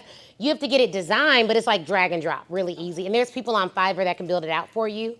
But I would just do it like that. If you cannot pay for that app, you can use Google Survey, and then you would just give them an assessment. But what I like about the SCORE app is it'll give each individual person their score. And then you can go through with the leader, whoever hired you, to give a deeper analysis on the company's results. Okay. Yay. I like this. Yeah. All right. Give it up for. Okay, so wait, when are you going to start doing your market research? So Monday is when I'll start. Monday, you're going to pitch how many people to do market research with? I am going to pitch 5 people to do market research. Can we do And 10? I'm gonna start with, okay, we can do 10. Because I have 5 in my head, like, you got friends that everybody got, all your friends got all the things. And you got connections. Yeah, so 10 on Monday. 10, or ask those 5, hey, will you do it? And then can you refer me 5 other people who will do this with me? Yes. I like that. Thank you so much. Thank you. Okay, for everyone here, we talk about pitching, but like, how many of you all know someone who's in leadership at a company? That should be where you start. You're going to land your first contract the easiest. Thank you, Nicole. You're going to land your first contract the easiest if you are working with people that you already know. Like, that's automatically going to be easier to do. So you want to make sure that you do that. And then, of course, we have our ongoing partnership. Okay, so let's do one more hot seat. Anyone else? Oh, yes, come on. Hey there. How's it going? Good to see you. Good to see you too. So my name is MJ Pittman. I own a company called Simple Money Academy, where we partner with colleges and universities, teaching their students about money and financial literacy. We partner with the students, we partner with the staff, and we partner with the parents, and we increase student engagement. So that is the nature of the work that I do. Some high-level things. I've been in business I've been doing it this way for 4 years. We are this year at $483,000 in revenue, $200,000 cash collected. And will you collect the rest before the year's up? Yeah, like a lot of stuff is happening like over the summer. Yeah, with like student programs. And so they pay their deposits. And then it's, colleges are like net 30. Yep. It's but we did not do net 30 with colleges. Really? No, never. We would negotiate to do either they would pay half up front, or but I would always get my full check before I stepped on the stage. But they had to at least see me at the university. Yeah, so I have done more check in hand on the day of the event. So that does help. Cause there are some universities that are a little ghetto. And sometimes they can pay with their cards too. Like they'll give me the number to pay with their cards. So that was the other thing that we would do with them too. They can if it's under a certain threshold. Yeah. From a pricing standpoint. Yeah. But many times it depends on the product or service that they're paying for. Yeah. So like if I'm speaking, then no, not really. But if I'm doing a train-the-trainer or the student on demand platform, then sometimes they will. Do you have a book? Not really. So I wrote a book. I wrote a book a very long time ago called Your Bible, Your Money, but I don't offer that in the college or university space. So I don't have a book that I sell in that space. Yeah, you should. I don't even think they give the kids the books. I mean, because they would buy my book. It was a law school book, but they would just buy it at colleges because they would never ask what the book was about. They would just be like, do you have a book? Because basically they would use that to pay for my speaking fee. If they didn't have the full budget, they could use a different budget to pay for materials. Right. So they'd be like, all right, we'll just buy 500 of the book. I don't know if the kids ever got the book, but they would just buy it. That's what I use the digital platform for. Yes. So the digital platform serves as those materials, and it's less legwork of like shipping and things of that nature. It's just, you get the link, services have been rendered, now you can pay me. So like, I kind of will like mix and match, but I'm open. That's What will they pay for that, the digital? It's $57.50 a year. $57.50. So $5,750. Yeah. So will they pay per download? No, I normally work with like specialized programs at schools, like so typically they're like grant funded programs, and so they're serving maybe a group of 150, 200, 500 students, and so for this cohort of students that are there, they will pay for that cohort, and the price is just all inclusive of that. So I don't do like licenses or credits or things of that nature. Okay. Yeah, I think a book may help. Like just a physical book. Something that they could pay for. Because you basically, when I was working with schools, a lot of it was just trying to figure out all the different budget access that they had available to them. So they were kind of cobbling together the budgets. No, yeah, I've been there. Yeah, yes. Okay, cool. I'm like, like professional development, that's a budget line item many times. So I'm just like, if you got money for the professional development, then I can, speak for your staff and your students can show too. You know what I mean? Like there's just so many ways to like skin a cat. What's your rate? My rate for speaking 1 hour, 10,000, 2 hours, 15. And then my student on demand platform is $57.50. Trainer is $57.50. And you charge the same rate for this? Yeah, okay. And that's one of the reasons. It was like, what questions do you want to hear? Me and Amanda were talking about in the car. Then I was like, man, I remember Ashley saying one time she charged the school like $20,000, and based off of like whenever, like even when I am maybe sponsoring a conference or something like that, like I will find myself, I'm probably 40% higher than my peers and competitors in my space, charging 10 to 15. And so I was like, maybe I have to be at like the university level, keynote and commencement. I don't know what it is. But are you at the school level? So high schools? I am at like the college level, but like sometimes that college will have a high school program. So like yesterday I was at Wichita State. And so I was working with 2 of their high school groups. But on Monday I'm at UMass Boston. And that's a high school group too. So like sometimes it's like high schoolers who are like, oh, we're on campus for 6 weeks this summer and we're getting the college experience. And that way, they help these first generation low income students matriculate and like be inspired to go to college. So there's like that. But then sometimes it's the students who are already at college and they're trying to like create programming to help them matriculate and graduate with degrees. Does that make sense? Yeah, so we basically would target universities. So University of was like our bag. Like we didn't, every school that paid me less than $15K was always like a private small school. So the way that colleges get their budget for student activities, it's based on how many students they have because each individual student pays a student activities fee. So think about it. If I was going, like I went to a private school called Felician University. I didn't go there, but like I went there to speak. They didn't have a big budget because they were a private school. It wasn't a lot. Their students didn't pay a lot of student activities fees. So you want to go for large state-funded universities that whose funding is not in question because they're going to have the largest student activities fee, and they're going to have the biggest budget for it. Right. So that's kind of who we would target, but we would target them to solve a problem for the university, not from the perspective of like what the students were going through.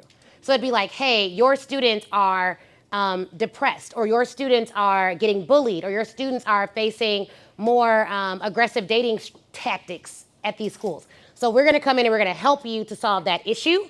And it's going to be, we have 2 programs. One is 15, one is 25, and a lot of it will be upselling them on additional talks or doing private talks for their student leadership groups. So they spend a lot of money on student leadership, Panhellenic organizations. So while I'm there, I would do that. And then if I'm going to like University of Tennessee, I would then pitch all the other colleges in Tennessee and let them know I'll waive my travel fee, which was like a $5K flat fee, in order to go and speak to the other universities that were there. Sure, and so when you're having these conversations, is this with Vice President of Student Affairs, like Director of Student Activity Director. Student Activity Director. And sometimes it's the student director that works under the student activities directors. Because a lot of the large state schools, like for University of Illinois, I was on the Alumni Union Board. So I personally had a budget of $70,000 that I could spend bringing in whoever I wanted to speak as a college student. So as a sophomore, I had $70,000, and I was over cultural programming, so my budget was the lowest. All the other students had hundreds of thousands because they were on the board that didn't just serve the diverse student population, but like the entire student population. So sometimes you're talking to the students, but the person who has to sign off on it as an adult is the student activities director. And so are you, like, to find the student activities director, are you, I remember, like, in your book, like, you talked about, like, NASPA, for example. NACA, APCA. And so in order to reach these institutions, are you running, like, a conference play? Is it simply just outbound email, outbound call, like? Both. So there's 3 key ways that you're going to land college contracts. 1, speaking at the conferences where college student activities directors and student leaders are going to. And then 2 is direct outreach. So you're going to use, like, buy the list from APCA, buy the list from NACA, and then you're going to actually just give them the, they'll just give you the list of all the colleges in their thing. I don't know how much they update that list, though. For sure. So there are times where you'll email 2,000 people on that list, and like 100 or 200 or 300 of them will bounce. So I don't know how often they're updating it, but once you know the job title, you can use a tool like an Apollo or any other prospecting tool to find the emails of those people. Even LinkedIn Sales Navigator, LinkedIn Recruiter, this is another gangster strategy. So LinkedIn Recruiter is what I've used to pitch companies, and it works way better because they get to their LinkedIn inbox. So when I wanted to reach out to like directors of diversity to do something, I would pitch 10 via LinkedIn Recruiter and get like responses from 3 or 4. So LinkedIn Recruiter is different than Sales Nav? It's different, yeah. It just gives you the ability to like email them directly in their inbox for different opportunities. Now, at the time that I used it, I was looking to find a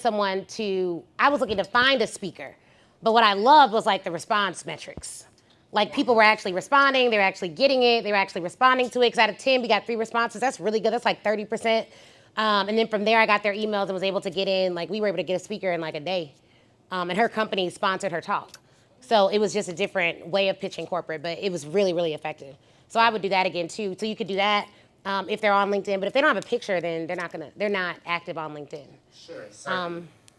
Around with the idea of expanding a message into like corporate spaces. And so I'm thinking like, one idea that I had, like, but it's, I guess one of the biggest questions I have to ask that would help the most people in the room, but beyond myself, is how do you best identify what companies are paying for so that way you can potentially cater your message to where they're already focused or interested in investing their dollars. I think that would be a more utilitarian approach. You won't ever really know what a company is willing to pay for without a conversation. Because there's not like a set amount. The only data that we have that's surefire data is when people self-report what they're getting from corporate buyers. So like there's Speaker Flow has research on what the average speakers are making right now. That's where we get a lot of our data from. And they are a CRM platform where speakers use that platform to pitch. That's where they get the data from. So $8,500 is the average fee, but there are people who get more than that. There's people who get less than that. But what we like to do is do market research, meaning that I'm gonna go and I'm gonna reach out to all of the people who are in my perceived target who have similarly sized companies, and I'm gonna do 15 calls within that target, and I'm gonna say, hey, my offer is on resiliency. I'm looking to do, I charge 15 grand per talk. Is that high or low to you? And they're gonna say, oh, that's reasonable. Like, okay, the last person you brought in to do a leadership training, what did you pay them? What did you like about them? What didn't you like about them? And then if I do 15 of those calls and everyone's telling me, hey, I paid 5,000 to 7,000, that's not the market I want to work with. Like, then I'm going to do market research into a different market and see if I can get it higher. Because when we did our licensing market research, we found that there were some companies that would pay 75,000 to license one training on diversity, and there were other companies that would pay nothing, and that have paid nothing. Because I always ask, not what have you paid? Like, what have you already paid for this? So that really does help. But what we found from working with thousands of speakers is like 15 grand is not a lot. So most people are going to be either below there or above there. When I talked to Blue Cross, they thought that 15 grand was not a professional speaker's rate. Like, it had to be 25 grand or higher, or they would be concerned about the quality of the talk. So it's like, it really does depend, but that's corporate. For college, 15 grand is like, that is a good rate. If you're at 25, 30, 40, 50, 50 grand and higher is celebrity rate. So you are able to fill a room. The kids are excited to hear you talk because they know who you are, right? And they will pay for that. But if you're like, I'm 15 to 25,000, that's still a great rate for the college market. And you just want to make sure you have enough of the market share. So I would be like, I'm going to go back to all of my clients. One, I try to rebook all of them. But then two, I would also ask them, hey, can you connect me with other people, like 3 other people who do this work? Yeah, okay, that's perfect. Yeah. And get those referrals. But you can go, what's your topic? I have a framework. So Okay. I have 5 different workshops that I do in the categories of make, manage, and multiply. So my make framework has the money psychology workshop in it. The manage one has the personal finance and credit crash course. And the multiply has the entrepreneurship and the investing in the stock market. So 5 different workshops, make, money, make, manage, multiply. And I do rebook quite a bit. So yeah, the 3 of them. So if you were to take that into corporate, what would be the topic? Yeah, so that's what I'm trying to, so there are a couple of approaches that I considered, right? There was one approach that I considered to where I was like, well, I remember whenever I first got whenever I was in college, got my first internship at PwC, Lockheed, whatever, and I was like, man, I was making more money then than like my parents were making, And so I was like, man, how cool would it be if I could like come in like to an internship experience for a company. Like many of the students, get the money, don't know what to do with it anyway. And so I'm like, man, how cool would it be to like be part of like a workshop experience for like interns who are like making kind of real money, quote unquote, for the first time, and just do like a half day with like, the way to think about money, how to personally manage it, and then maybe like the stock market to like talk about 401k and things of that nature. It was only with like a few people, but there were some feedback that I got that was like, well, some companies aren't even sure if they want to keep these interns like afterwards, so we don't know if they don't know if they really would like invest in them, And then there was so they will. I think you have to look at your market would be smaller because you'd be looking at companies that have 100+ interns. That's exactly right. So those are the ones they're going to invest in them, but they already have an internship program. So then you want to just make sure that it's aligned with whatever they're doing, and it would be more of a retention play because companies that invest in interns, they want all of them to say yes. And most companies that have large internship programs only recruit top interns who have options. Right. So like law firms, they spend a ton of money on our programs. I mean, it was just ridiculous. But you would want to be targeting those groups. I think that would be something that I would do market research into. It probably would be with the HR director because that's who runs the internship program. But you'd want to find like all the companies that have large internship programs. We have been hired by a company to train their interns. on communication, and they were paying multiple 5 figures for that. Yeah. So they will pay for that, but it's only the companies that really have large enough programs where that makes sense. But another thing is, you know, their first year associates or their first year class or that whole, early career professionals. Some feedback that I got, like early career, maybe a better play, you know. So, That would be a better, that they are definitely going to try to keep those people. So that would definitely be a better play. And then it would just be a matter of figuring out what that program looks like. Because if it would have to be like a retention type of workshop. yeah, for sure. One of the things that I mentioned was like, obviously as business owners, we know about like client acquisition costs, right? But in the corporate space, talent acquisition cost is very high. So finding and retaining good talent is key. And so many times, I mean, there was some research that I pulled that was saying like, hey, people who are financially literate perform better at work, you know, are, you know, better culturally, things of that nature. I wrote it down somewhere. So I have some ideas. I guess I'm in the midst of just being busy with what I'm actually doing, like exploring the new market. I just have to probably dig a little bit deeper. Yeah, ideally, I think because you are busy doing what you're actually doing and it's successful, I would hire someone just to do the market research. Yeah. And like that's all they do is just do the market research, give you the data, give you a report, and they should probably do it on a couple of different offers. And on that one call, ask about training the interns, training early career stage, and see what the different price points would be for that, because that's going to be really valuable. Got it. So you're saying not just like a VA, like Googling market research. You're talking about like finding someone who will go and like sit down with these people and like get an. Is there like a framework that you use to like draw out the questions to? I don't know if that's beyond this. Or, yeah, it kind of is, but they need to pitch the job. Like they need to pitch HR directors to do a 15-minute market research call with you. Okay. And then that call should be done virtually, and you should ask about the offer, the price, what they're currently paying, and what they'd be willing to pay in the future, and get feedback on that price. Okay. Yeah, for sure. Definitely. All right, thank you. All right, guys. Okay, we're going to do an activity. Everybody ready? Okay, so I need you to pair up 2 people. Find your partner real quick. Everybody got a partner? Okay, you got a partner. All right, so one of you is going to be the client. One of you is going to be the consultant or speaker. Where are my clients at? Only one can be the client. Okay, raise your hand if you're going to be the client. Just choose. Okay. Does everybody got the client? Who's going to be the client? Okay. So one of you is going to be the speaker. Okay, where are my speakers at? Okay, clients, your job is to figure out whether or not you're going to buy from this person. You can have a budget of any number up to $500,000. But don't all of y'all make y'all budget $500,000, okay? It could be any number up to $500,000. So write down a budget between $10,000 and $500,000. Don't let your partner see it. Write it down real quick. Write it down real quick. Do you have it? Okay, excellent. Do you have that budget? Okay, great. So now you all have your budget.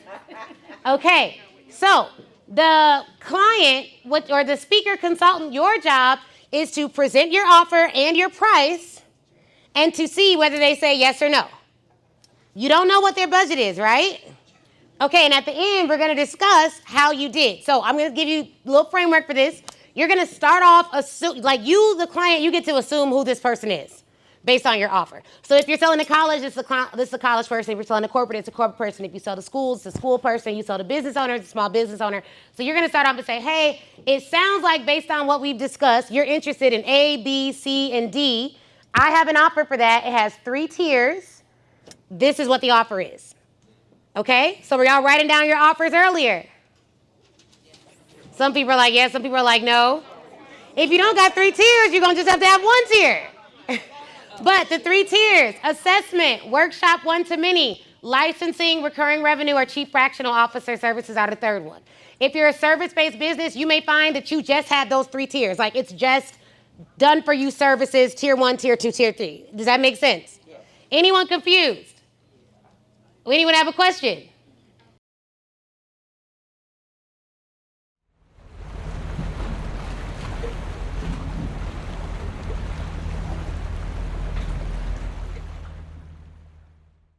Listen, if you're an expert with more degrees than the people out earning you, I made this video for you. Because right now, there are lesser qualified experts with half your credentials charging more than you, stealing clients who should have been yours, and winning the opportunities that you worked years for. And it's not because they're better than you, it's because they're seen more than you. And I'm gonna show you how to fix that in the next 3 days at the Land Big Clients Challenge. But first, let me show you that this works. Since joining the Speak Your Way to Cash community, I've already secured a $10,000, $14,000, $685,000, $75,000 contract, $125,000 sales month, $274,131 to date, $210,000 in leads, my very first 5-figure contract, my very first high-ticket paying client, 2 signed contracts and 1 forthcoming just by being in the atmosphere. My ultimate annual salary was twice what I expected to bring in. I've already picked up 10 or more coaching clients. I already have like 3 contracts that are in the way. One was $6,000, one is $8,000. My first 5-figure contract. A corporate contract with a $1 billion company, a $50,000 contract, a 5-figure contract. My first 5-figure corporate contract. I had my first 50K month. Good. Now, let me talk to you. If you're watching this, you're probably thinking, I have the degree, I have the license, I have the experience. So why am I not charging what I'm worth? Let me tell you in one sentence. Corporate trained you to silence the same voice your clients need to hear. This is why you're undercharging. This is why you're overlooked. This is why people with less skills are out earning you. And that ends today. I'm Ashley Kirkwood, former big law attorney at Kirkland & Ellis. I left a $300,000 partnership track position and built a multi-million-dollar business ranked in the Inc. 5000 list twice, and in the top 25% at that. I take month-long sabbaticals, and I help licensed professionals land rich clients using their authentic voice, not someone else's sales script. Here's what I've discovered after working with thousands of experts. You don't need another degree. You don't need another certification. You don't need another coach's script to copy. You need one thing: your unique selling power. Your voice, your perspective, your story, your pricing, your power. Those are the things that make clients choose you and forget that your competitors even exist. Check this out. We have closed $100,000 webinars since working with Ashley. On the speaking end, it's been $10,000, and then on the legal end, $18,000. A 5-figure contract, $30,000, $27,000, $15,000, $141,400, $1 million in licensing deals, $30,000, $20,000. My sales team closed $63,000 in sales, $75K, hitting 6 figures. I just closed a $13,000 contract 30 minutes ago. Since joining Speak Your Way to Cash, we've grown our revenue to over $3 million. I want to help you to do the exact same thing inside my 3-day Land Big Clients Challenge. In 3 days, I'm going to help you find your unique selling power, charge premium pricing without fear, land rich client using the connection selling framework, not rogue pitching, and build your first or next $25,000 sales plan. I'm also going to help you break free from undercharging and sounding like everybody else. You are 3 days away from leveling up your entire business. Join the challenge today for just $97 before it goes back to its real price. Now, if you're tired of being the smartest person in the room with the smallest invoices, if you're tired of watching people with half your expertise win louder than you speak, if you are ready to stop playing small and start getting paid what your brilliance is worth, then I'll see you inside the challenge. Let's land some clients, find your unique selling power, and do it all using your authentic voice. Up your price. Every corporate offer, you should have the different tiers. And the main thing is you said we are not just speakers, we are experts. Yes. I actually discovered that as she and I were working through my sales call. And up your price for sure. And I'm going to implement it right now. I love that. Like tomorrow. I love that. Give it up for her. Give it up for her. Okay, good. I love that. I'm actually going to look at speaking at colleges. I never even thought about that as an option. Yes. Oh, that'd be especially for relational health and healthy dating. Perfect topic for colleges. Yes. First of all, shout out to Gregory because he was my partner. And Give me your name again. My name is Giovanni. Oh, it's your Healthy Habits and Lifestyle Coach, Giovanni. Wellness with Giovanni is what you probably see all in your YouTube comments. Yes. And I'll be like, vibe with me, y'all. Yes. So I think with me and Gregory, I enjoyed our conversation, and he said I really helped him a lot. But I think what I wanted to tell everybody in the room, which you probably already know, but in case we don't know, let me tell your subconscious that we're already ready to do the things that we're supposed to be doing. So that was my biggest takeaway. I love that. Give it up. Give it up. Hi, I'm Robin Cooper of Strategic Serenity. And so one of my biggest takeaways was making it something that my audience can feel emotionally and making sure that I feel it as well so that I know that they're feeling it. And so right now, or at least before coming here, what I do, I didn't feel like it was tied to emotion, but I know how it can be. I love that. Give it up, give it up. Okay, is everybody in their seats, ready to go? Okay, now how about this? Can someone get to the mic really fast and tell me what they sell and who they sell it to? Give me your one-liner. My one-liner? Yeah, like what do you sell? I help great businesses be greater. Okay, give it up. Here you go. You just won this journal. Okay, all right. All right, open up to the first page. You see anything in there? Okay. Okay, I love that for you. Is Now, this high or low? Is this right? Is this high or low? It depends. For a case of water, maybe high. For a dinner, maybe low. All right, anyone else? Who do you sell? What do you sell it to? Okay, give it up, give it up. Hi, everybody. I'm Dr. Giselle Martin. I sell programs and courses to women looking to balance their hormones and their metabolism using nutrition. Okay, I love that. Open it up. Anything on the first page? Aha. Okay, $10. Gregory, how much was yours? 20. Okay, because Gregory went first. Let's go. Give it up for her. All right, love that, love that. Anyone else? Who do you sell? What do you sell it to? I'm gonna give it a try. Okay. All right, so it's your Healthy Habits and Lifestyle Coach, Giovanni, and I help women with endometriosis, adenomyosis, polycystic ovarian syndrome, and fibroids reduce chronic pain, eliminate distress, and minimize irregular or heavy periods through holistic lifestyle changes. Okay, give it up. That was a very specific list. Is it good or bad, though? I mean, you know, it was specific. I would clarify it because here's the thing. If you say it, who can repeat exactly what she said? Holistic. So if it's not repeatable, it's not referable. That's why I said it. So for everybody's one-liner, you want it to be repeatable so they can refer you to somebody else. And they're not going to get it all right. Now, one thing I will say is someone did say holistic, right? So they may be like, I don't remember exactly what she said, but she said holistic. And if she can remember your name, you can still get that referral. So shout out to you for being memorable in that way. Plus, you have really good energy. So that's great. But like, anyone else? Now, here's my thing. Why are y'all like so like, I don't know. I would go up, but yes. My name is Candace Wiggum with corporate-ese CPR training. I teach people how to save lives, confidently save lives, including their own. Okay, I love that. All right, here you go. Your gift for going. Thank you. I mean, you know, why not? Open it up. Right? She like, I got a little something here. Yes. So I didn't come because I have the book already.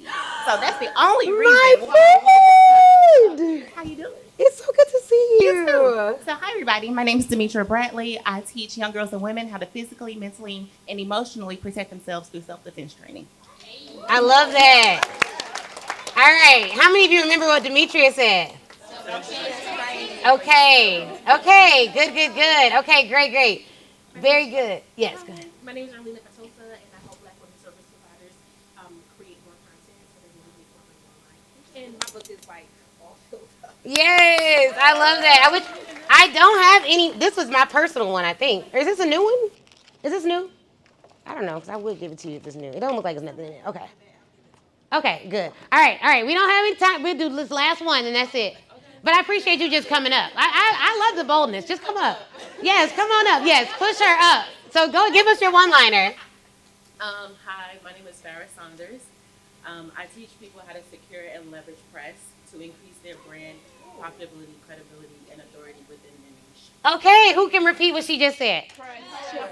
Yes, okay, very good. All right, now check this out. How many of you know who you serve and who you sell it to? Raise your hand. Okay, why didn't you get up? Somebody tell me, why didn't you get up? Okay, cookie in my mouth. Okay, what? This one? What? Why didn't you get up? Couldn't get up fast enough. You couldn't get up fast enough. No, my heels were causing me not to be able to run fast.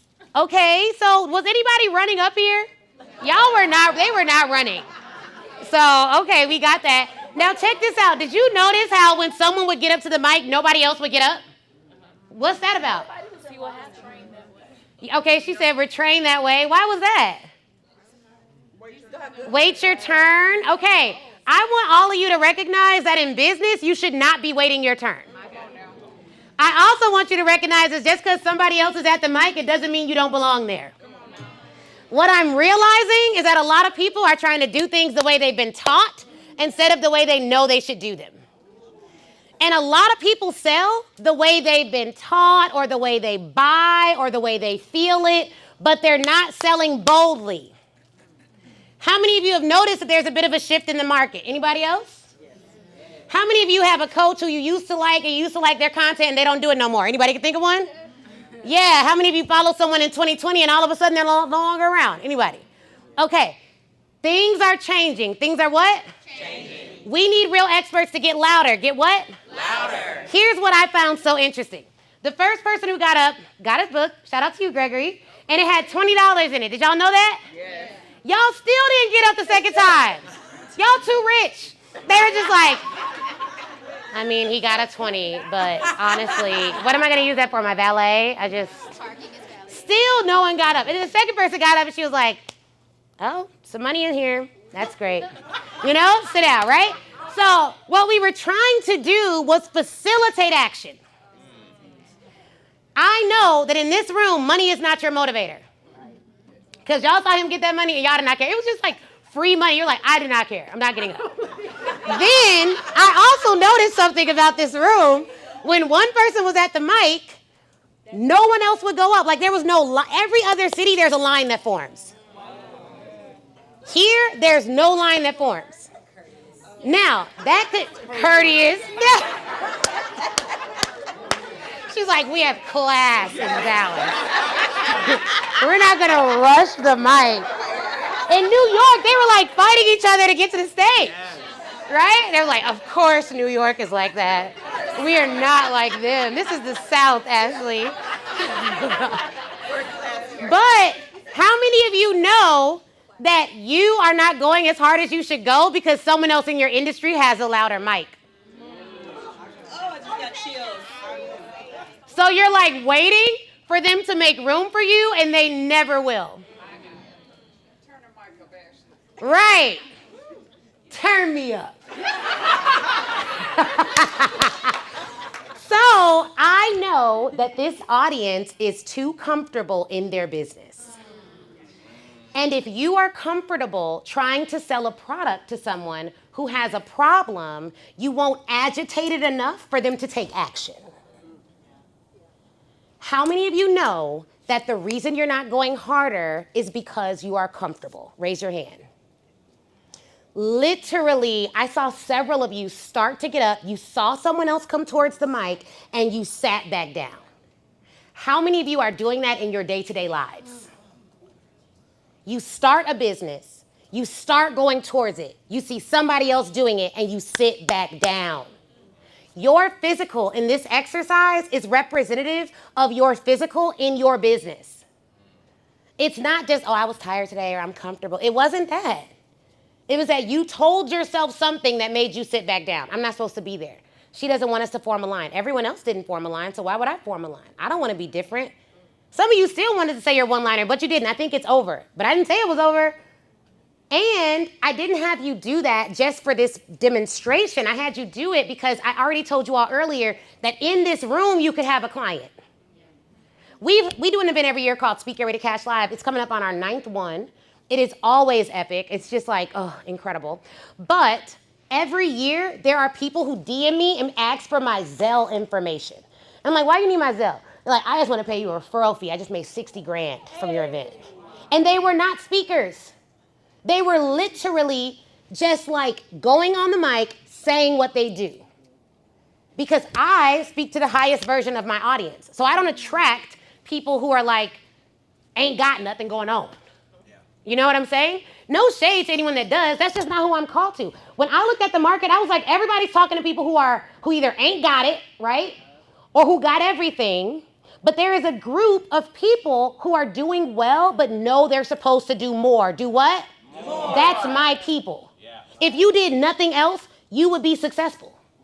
This ain't about you being successful. You've already proven yourself to all the outside forces. This is about that still small nudge that you get every day you wake up and you wonder, is this really what I'm supposed to be doing?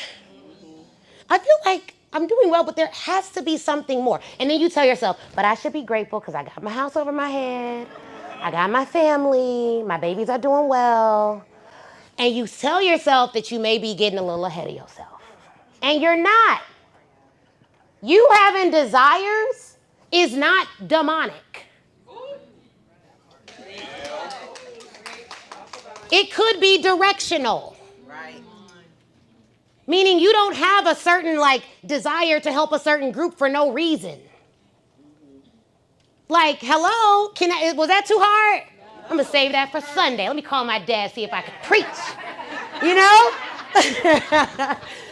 It is not wrong for you to have desires, but what is wrong is for you to have that desire, you place it in your heart, and for you to act like you are the only one in the world that can make it come into this earth.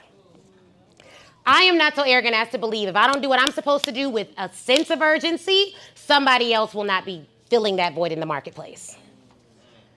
So I always get this question how do you stay motivated? I'm like, I don't need motivation. I have a mission. You know how missions work. Do you need motivation to fulfill your mission? Because it don't really matter because that's your mission, right? I find that a lot of us have revenue goals, but we don't have missions. So we're like, yeah, I want to make $100,000. Then you make $100,000. You're like, oh. Done this. Now I don't know what to do. Because a revenue goal is not going to motivate you after you make money. It's really even we make 20 million. Oh, that's great. Cool.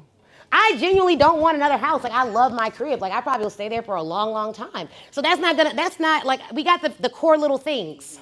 I heard this guy talk about what is, he called it you money. And he was like, it's 25 million. Because you saw that? Yo, that is a real video. That logic was, have y'all seen this video? Okay, let me tell you. You want me to tell you? You want me to tell you? Okay.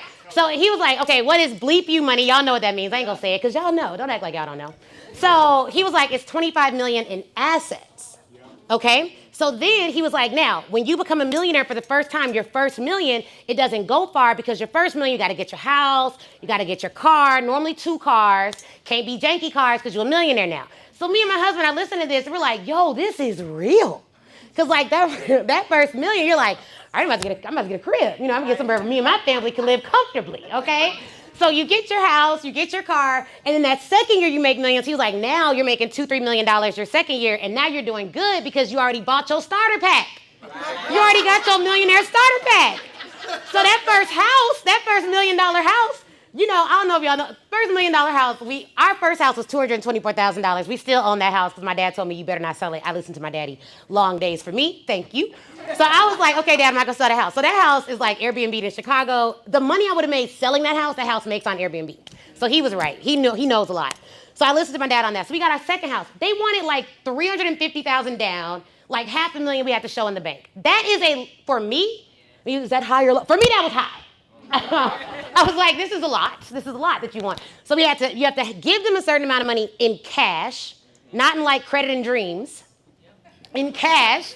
And then, but it can't be all your money in cash. And then my lender was so disrespectful because she'd be like, Ashley, you just need to show another $200,000. Just borrow it for a couple of weeks until the deal closes. And I was just like, who does she think we're friends with? Because Oprah. I was like, girl, I just need to borrow $200,000. I just need to show it. And then I'm going to give it right back. First off, that sounds like a scam. No, it just needs to sit in my account. I promise you, I'm not going to use it. Right? You can't call black folks like that. That don't sound reasonable. So I'm like, dang. Okay, so I'm like, all right, cool. So we got to show more money. So we show more money. We get the house. We spend all this money on the house. But in the next year, you don't have to do any of that. So now your business is wildly profitable. You're not, you done with your starter pack. So he was like, yeah, the next year you make your millions. You're like, okay, now you're feeling it. You're like, okay, nobody's in my pockets. And he was like, if you have 25 million in cash, you should actually be a billionaire in this country, not a millionaire. I know. I was like, this is so good. So I say all that to say, most of us are not money motivated. I think a part of it is our money goals are too small and we think that they have to be reasonable. So I'll make $2 million this year. That's not a big enough goal. Like I make 10 million this year. If it don't make you feel something, again, I am not one who's led by my feelings, but feelings are indicators. So if I don't feel anything when I make that goal is not big enough. Like, it's just not. So in this video, he talks about how, you know, if you want that freedom number, it's 25 million in assets. And if you want to just be rich, that's 2 to 3 million a year. But it's not, I made 2 to 3 million one year. Because how many of you all know a large percentage of business owners that have their first $1 million year never do it again? Yeah. They never do it again. The difference between you doing it every year, every year since we've made it, we've done it again, done it again, done it again, every year, and not is you having a systematized way of earning the money. Yeah. And a system is something that if I put more money and time into, I get bigger results. Which is why the only companies that should even be worried about scaling are those that already have $500,000 or more in their bank account. Because before that, what we're doing is testing to figure out what works, and then we're going to put more money and time and energy behind what works. Does that make sense? Because I meet people that have made $0, and they're like, the only problem in my business is I'm not scaling. And I'm like, well, what are we scaling? And they're like, my business. And I'm like, great, what has it earned? And they're like, nothing. And I was like, well, then we're not scaling, we're starting. And after we start, we're building. And after we build, we're growing. And after we've grown, we're scaling. So when you're starting, that's 0 to 100. And there's nothing wrong. Like, this is not shade. I just feel like the information about business is so trash that y'all be thinking stuff is shade, and it's just facts. Like, this is starting, right? We're starting 0 to, like, let's say 50K. We're just trying to start. Right here, it ain't gonna feel like nothing's working. Because you don't know what works yet. So you got to start. This is the start phase, right? Then after we start, we're going to build. We're like 50 to 250, okay? Now we're building. At the building phase, you know what you're selling. You know who you're selling it to. You may not know the best sales system for it. So here, you may be making sales from all kind of ways, and you may not even be tracking where it comes from. But this is where you want to start tracking where your money comes from. So you want to know, like, referrals are getting me the most sales, pitching is giving me the most sales, ads are giving me the most sales, this is where it's coming from. When I say this, it works. You want to start looking at your data. Okay, so now we're building. Then after we build, we're going to be growing. Okay, so growing, we're at 250K to like $500,000. Now, general people are going to say you can't really scale until you've hit $1 million or more in revenue. But what I have found, and what was true for us, is at the half a million mark, we had enough data to know what we could scale. After this mark, this is when we really started running ads. We were organic up until like 500,000. Then we started running ads. So when you're growing, you're at this phase. Okay, so where are my starters at? You're just getting started, everything's going, okay, great, make some noise. Where are my builders at? 50 to 250K, where y'all at? Woo, woo, woo. It sounded like there was like a boo in there. Boo. I hate it here. I don't want to be here anymore. Okay, where are my growers at? 250 to 500. Okay, we got our growers in the building. Yes, okay, energy. She's like, I got a team, can't tell me nothing. All right? Okay, now scalers, you're like $500,000 and above. Where are my scalers at? Okay, great. They tired. They're a little bit tired there. She's like, oh. My team has messaged me 10 times since I've been here. Like, this is good. So you got to kind of know where you're at so you can kind of know where you're going to. So people who are like starting and building, like you're in this start build phase, like they're typically in our academy. Our growers and scalers are in our mastermind. People who are trying to grow and scale. Now, here's the thing. Can I tell y'all the truth about scaling? This is when people start to like figure out they don't like their business. Because what happens is you put more into something you didn't like when it was smaller. So if you could do this, if I could do it again and like give y'all any piece of advice, it'd be like when you're in the starting, you just got to get started. You just got to make that first like 100K. This you could do in 6 months, in my opinion. But it takes effort and work. I think you can really hustle your way there. I honestly think you can hustle your way to $1 million. Yeah. It depends on your work ethic. Everybody ain't got it. Everybody ain't able. But, I think you can. I really think you can. If you're in the building and the growing phase, I think what you should be doing is making sure you like your offers and your customers. Because if not, you need to change your language in this phase right here. Because when it comes to scale, you should be scaling what already worked up here. And that's why people go and they're like, oh, I don't like my business. It's like, yes, but you've never liked it. You've been complaining about the same thing for all the whole business time. So having more of what you don't like, does it give you more of what you don't like or less?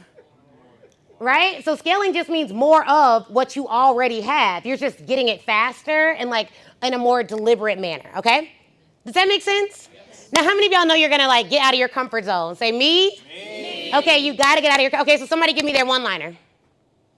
Get out your comfort zone. Oh. Okay, pause. All right. So that was the test. All right. Nobody else get up. I gotta tell y'all now. Okay, we're good. No one else get up. Okay, you can go. All right. All right. Now here's the thing. You gotta give it to us in 30 seconds or less. And I'm gonna ask the crowd, like, do you remember what they said? Yes or no, right? Got it? Okay, give us your one-liner. My name is Wendy. I'm Chief Empowerment Officer of Empowered Leader. I help school and system leaders, women and leaderships of color, build instructional capacity to grow teachers. Okay, give it up. Do you all, okay, by round of applause, do you remember what she said? Grow teachers, we're seeing, okay, so some of that, so some people remember. Okay, give us your one-liner. I'm Katrina Kraft. I help high-ticket service providers save 20% in tax strategy savings and grow your business profitability. Okay, give it up. All right, by round of applause, do you remember what she said? Okay, a lot of people remember. Okay, good, yes. My name is Keisha Rivers. I am the Chief Change Officer of the CARS Group. I equip mid-level leaders to embrace, manage, and lead through change by focusing on the people side of change in their business. I love that. By round of applause, do you remember what she said? Okay, great. Give us your one-liner.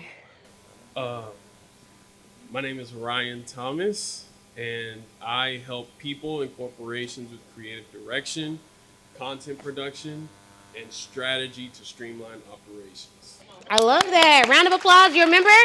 Okay. And thank you for serving. You're welcome. My name is Bree Meebane. I'm a law school dropout, ex-executive from McDonald's USA, and I help people start, scale, and sell their business. I love that. Give it up. Round of applause. Y'all remember? Okay. Yeah. Okay, girl, your one-liner got a lot of people talking, so that's good. They're like, law school dropout, but McDonald's executive. I need more info on this. I have so many questions. Okay, I love that. Start, build, and scale, and sell their businesses, right? I remember that. Okay, great. Now, what did you all notice about the second time we did the call to action? Did more people get to the mic and line up? Yes. Okay, now here's the thing. When I said get to the mic, a lot of y'all looked like y'all were thinking about it like, she means get out my comfort zone right now? Like, I thought she meant like in the future to do more, because I did not know she meant right now. So how many of you all were the client in the exercise we did earlier? Okay, if you were the client, raise your hand if they got the full budget. Okay, awesome. So let me know, they got your full budget. Okay, raise your hand if you got the full budget. Okay, can you get to the mic? Let us know how that went. How did she get the full budget? Did she ask for it? What was her strategy to get the full budget? Okay. Okay, you asked for it. Let us know how it went. Okay. So we did some negotiations when we found out, like I did the assessment, and I pitched her 3 ideas that we had, which was an event, an assessment, workshop, and leadership, and then licensing. And so I gave her what my ask was, which was $75,000 for it. And she said, ooh, that was a little bit much. I said, okay, well, we won't do the event, but tell me what you spent in the past. And she said, well, we spent more than just $15K for the assessment. I said, well, then how much are you willing to pay? And then we met up with the $50,000. So. Oh, good. So you asked her. I asked her. That's good. Anyone else take a different approach to get the full budget? Yes? Okay, what was your approach? I just told her the packages.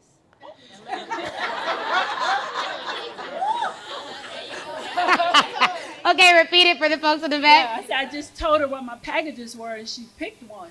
Yes, and that was your full budget, the one you picked. Okay, awesome. Okay, so that's a perfect lead way.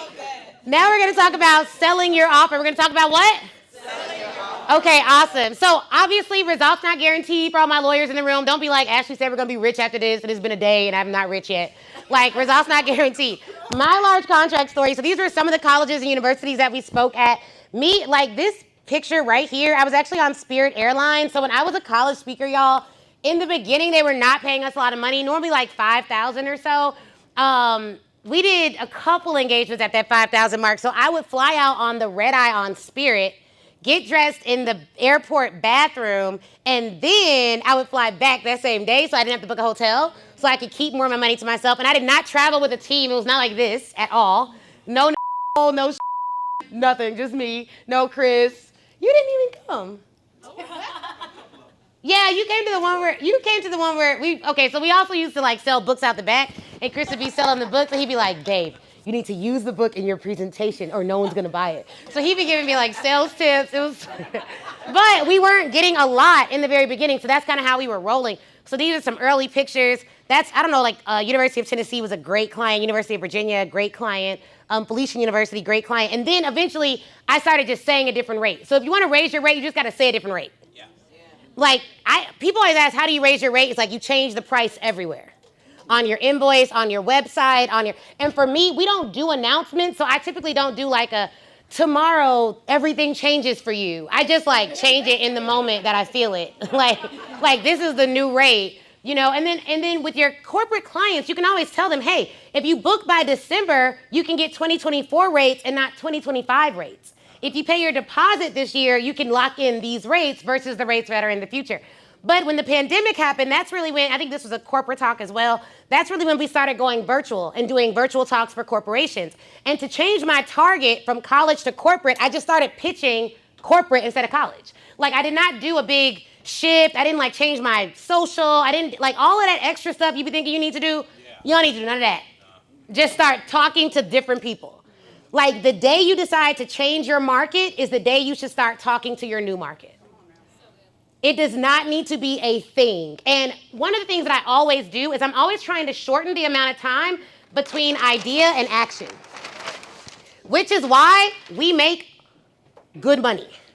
Because if I get an idea, that idea is in action. Like, this is the idea date, whatever this date is, I want my action date to be like right here. And some people, the people I see struggle, their date between idea and action is like decades.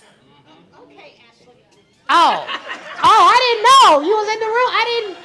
I didn't know. It's like, that's crazy that you're here. Yeah, so I'm not shocked though. Like, it's more than you, I guarantee it. It'd be like, this is how it goes. It'd be like, oh, I have this idea, I'm gonna sell this to corporate. And then I see you next year and it's like, oh, Ashley, I still have this idea, I'm gonna sell to corporate. What do you think I should do? And I tell you the exact same thing. I've been saying the same thing for like a decade. And then they'd be like, oh. Like even 16-year-old Ashley was like, work hard, succeed, do not fail, love God, make your dreams come true. It's like me at 15, leave them boys alone. That man ain't your husband, leave that boy alone. You know what I mean? Like idea to action. So for a lot of you, you have great big ideas and then you see someone else living out that idea and you're like, oh, too late. Guess I gotta wait for my next idea. No, you need to shorten the time between idea to action. And the question that I ask myself is how close can I get to done with what I have? So if I want to sell to corporate and I'm currently working with colleges, I just started pitching corporations. Via LinkedIn, via email, via phone. You want to pitch 3 different ways to one contact.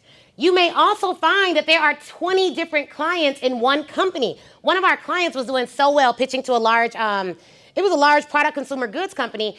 But y'all, sometimes I do get clients that are just like this. This is exactly what this lady told me. She was like, I hope she sees this.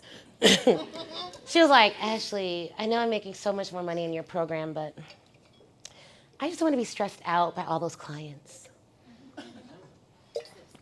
I was like, girl. She was like, do you have any strategies where I could just like do less? Because I respect what you do, but I'm not going to do all that. I was like, yeah, here's what you do. Just pitch every other department in that one company. That $100,000 went to over $250,000. Because every department does not talk to each other. How many of you work at a department in a company? Do you know what the other departments are doing? Not at all. You don't know who they hired. You don't know who their vendors are. But how easy is the conversation? If your contract is with marketing, you go over to the director of sales. You're like, hey, I just did this deal with the director of marketing. I came in and I trained their team on this. Can I train you on that? And then what they do, they go and ask marketing, and marketing's like, oh yeah, they were good. And then you get the contract. It's very, very, very easy to do. So you may have a Fortune 500 company. You've worked with AbbVie or Google or Amazon once, but have you now, how many of you have had a corporate contract? Have you pitched every other department in that company? Easiest money you can make. That right there, you'd have made whatever you pay for this, like times 10, 100. Just go pitch every other department within that company, okay? Like, because I know this event was not that expensive, all right? So you should be able to get a 100x multiple. So there you go. Like, that should be very easy. So that's what I did. I went and just started talking to corporate, pitching to corporate, and you should make a list of every single person who you've worked with and then ask them to refer you to their companies. Third thing you could do, any place you've worked or any place you've served, pitch all their competitors if it's not a violation of your contract. Because you already have experience in that industry. In that what? Industry. So I figured out these strategies, started using them in my own business. I left my $300,000 day job to build my own company. Now, I don't recommend people leave their jobs. I don't recommend people what? Leave their jobs. Okay, so do not email me talking about you got inspired and left your job. Too late. I don't recommend it. I don't recommend it because most people, if you're stressed about money, you cannot sell from a place of abundance. Right. Most don't have the emotional discipline to sell from a place that they have not walked in. And if you sell from a place of desperation, you are not going to have a business that can do what it needs to do. Right? Now, eventually, all things can work together for your good, so it could work out. But why have the added stress? Now, as a lawyer, I could not have a side business. I signed an agreement that said I would give all of my business dedication to my main job. So the only way I could really grow my company was to leave. Okay? So that's my story. So I'm not telling y'all this to I'm not one of those you can't be rich. If I would have stayed in my day job, I would have made $1.2 million. That was the lowest paid partner. And I wouldn't have had no team to pay for, nothing. I can't think about it too long because it gives me ideas. But that's what I did. But I ended up leaving that job. And now we run Speak Your Way to Cash, which does multiple millions of dollars, helping experts land 5- and 6-figure corporate speaking, coaching, and licensing contracts. And I love what I do, which makes it easier. I pause here to say this. I've always worked hard. I worked 18, 20-hour days in law. I would leave on a Tuesday and not come home till a Thursday. And I'd be at work the whole time. I have literally worked 28 hours straight on a case. I was a trial lawyer at the #1 trial firm in the world. So that was such a blessing because what I didn't realize is having that stamina makes this a cakewalk. I don't got to get on no planes. I don't have to leave my husband. I don't have to be around people I don't really want to be around for days on end. This is way easier. So when people come to me and they're like, how do you do it? I just get tired watching. I'm like, well, stop watching. Because I'm going to go faster. I don't want to stress you out. Because it does not stress me out. I come from a very intense background. That said, the better you grow, the more you grow your team, what starts to happen for me is that I don't have to do a lot of the work that I don't want to do anymore. Right. So I get to do more of the work that I enjoy doing in my business, so I get to do more of the fun parts. I didn't have to set up last night. I just get to speak this morning. But before, I used to have to set up, speak, sell, market, all the things. So that's that. And that was my support team at Kirkland. Here's another thing. When I was a top performing lawyer at that firm, I had a top team. So I should not come in entrepreneurship and not have a team. I hired someone before I made my first dollar. I hired coaches and I hired a VA before I made any money in my business. And some people are like, oh, I'm going to hire a coach once I make this money. And it's that would be the same as me going to my fitness trainer and being like, I'm going to hire a trainer once I get this six-pack. Nobody be like, I'm going to join this gym after I'm fit. So why do you think you're going to, maybe you will, maybe you won't, but will you get there slower or faster with that help? Slower. And what we don't realize is we all have less time than we think because it takes a decade to get good, which means you got to start by not being great. You just got to get through them whack years first. I'm a new tennis player. I wanted to get better faster because I hated them women whooping me on the court. So I just hired 4 tennis coaches. I play tennis every day. I was like, yo, what's up? I hate losing. I don't care if it's tennis. Chris was like, you play tennis like that's your job. I'm like, I don't like losing at anything. So I like, let's get good, right? I still ain't want to match, but I'm still paying all them coaches, but it's okay. Because they told me they were like, Ashley, they were like, have you ever played any sport in your life? I was like, no. They were like, it's going to take you some time to get really good. They were like, you're better than someone who just would have just been playing casually, but you're not going to be great without your 10,000 hours. So I'm like, all right, bet. How much I got to do my 10,000 hours? They're like, you need to play every day. What do you say, like 100 serves a day? I was like, yo, I wish I made money from this because I cannot dedicate that to something I'm not making money from right now. But I was like, okay, I'm going to play 3 times a week. But he was like, okay, can you play in the morning and at night? Here's the thing. To get good, you got to practice. You got to what? Practice. So when you're thinking about selling to corporate and pitching and all the things, your practice is sending out pitches. Your practice is doing sales calls. Your practice is learning about the information so that you can be great at it. And growing this business has allowed me to meet titans of the industry and has put my faith on another level. And these are, who do y'all recognize on here? Everyone recognizes Issa. Me and Issa had such a good conversation. Yeah, Issa Rae. Yes, Insecure. So we got Issa Rae, Matthew Knowles, who's Beyonce's dad, Kathy, yep. Okay, Russell Brunson. Yep, that's Russell Brunson. So I met all these people. The common denominator to get in all these rooms I had to get in, I had to make at least $1 million to even meet them. Someone saying, at least, right? Minimum, right? Light work. So I had to do that. I will say this. There are some of you who want to be in better rooms. Raise your hand. You want to be around people that do more? You are like, oh, these conversations are boring me. I just don't have anyone around me who's like making things happen. Do you want to know who people making things happen want to talk to? Other people that are making things happen. And because you can't really gauge who that is easily, they just do it numerically. So in most of these rooms, the first question was like, okay, cool. Oh, you want to grow your whatever? Okay, what did you do last year in revenue? And it's like, oh, okay, we did 2.5. They're like, oh, 2.5. Okay, great. What are you doing this year? Oh, we're on track for 5. Okay, great. But nobody was in the corner like, I can't believe they're asking about money. That is so shallow.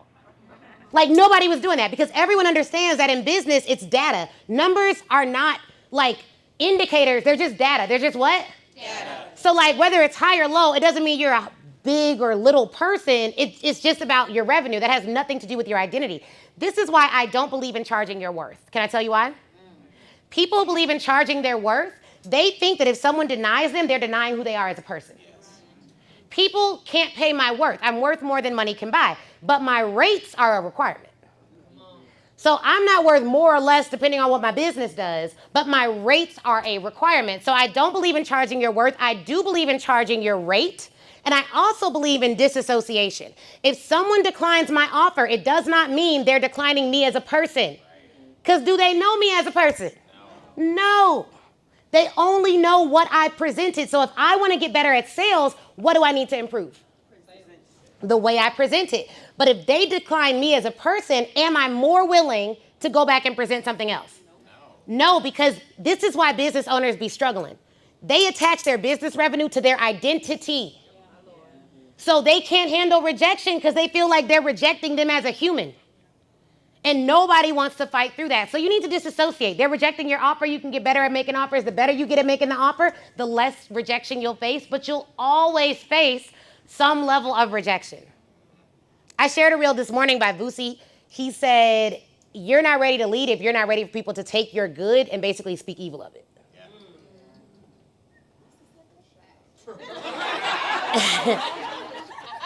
No, not the rapper. It's another one. I don't know the rapper. What? There's a rapper named Boosie? I have no clue who that is. Not Boosie. Boosie with a V. He's a South African businessman.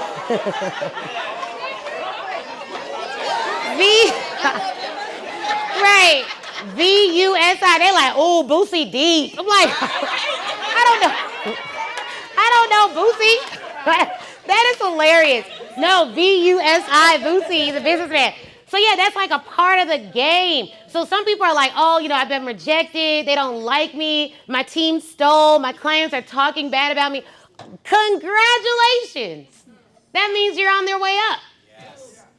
That's just like a part of the game. I didn't always know that, but social media is very telling. Whenever I have a reel and it only has positive comments, I be looking at Chris, I'm like, this ain't gonna go viral.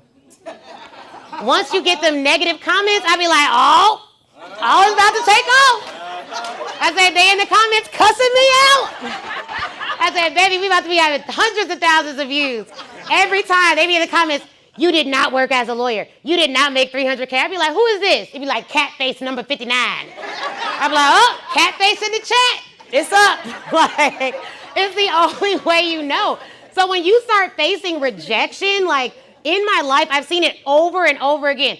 Oh, big embarrassment, revenue dip, someone betrays you. I used to be like, oh my God, what am I doing wrong? But now I'm like, oh, I'm about to come up.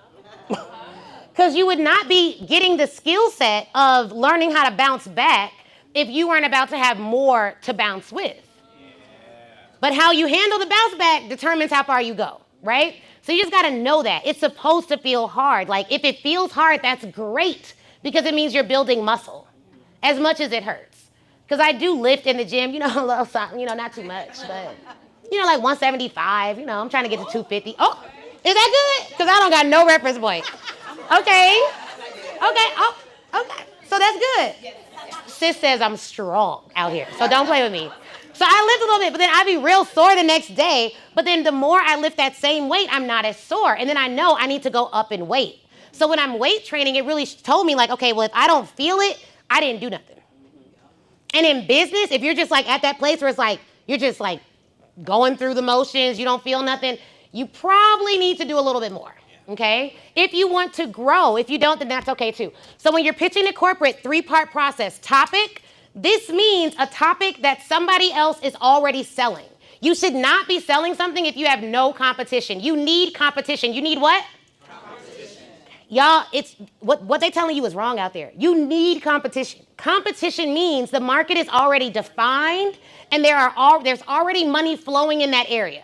So if you want to sell something, it's like, hey, I want to help cats to get better at cycling, and ain't nobody got a whole business based on that, that's not going to work out very easily for you because you don't want to sell people on too many things. I don't want to sell you on making your cat get on the cycle. I don't want to sell you on getting a cat. I don't want to sell you on none of that. Like, all I want to sell you on is that you should work with me, not on you needing this thing at all. So some of you guys are trying to break into the market without breaking into the market money. If you think about Airbnb and Uber, think about how crazy that concept is. Let random people live in your house sometimes when you're already there. And you don't know them. And you met them on the internet. Like, it sounds crazy. So in order for Airbnb to be what it is now, they had to get venture funding because they had to educate and create a market that did not exist.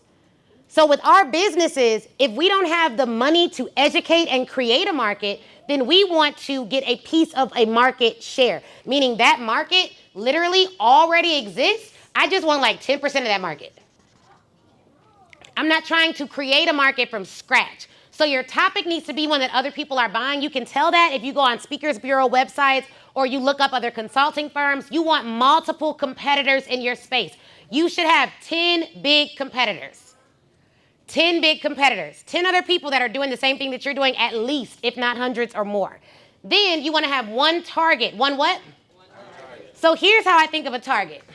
If this is my target, I want to hit that. I got one arrow. Your target is going to be going in one direction. Like, you want to focus.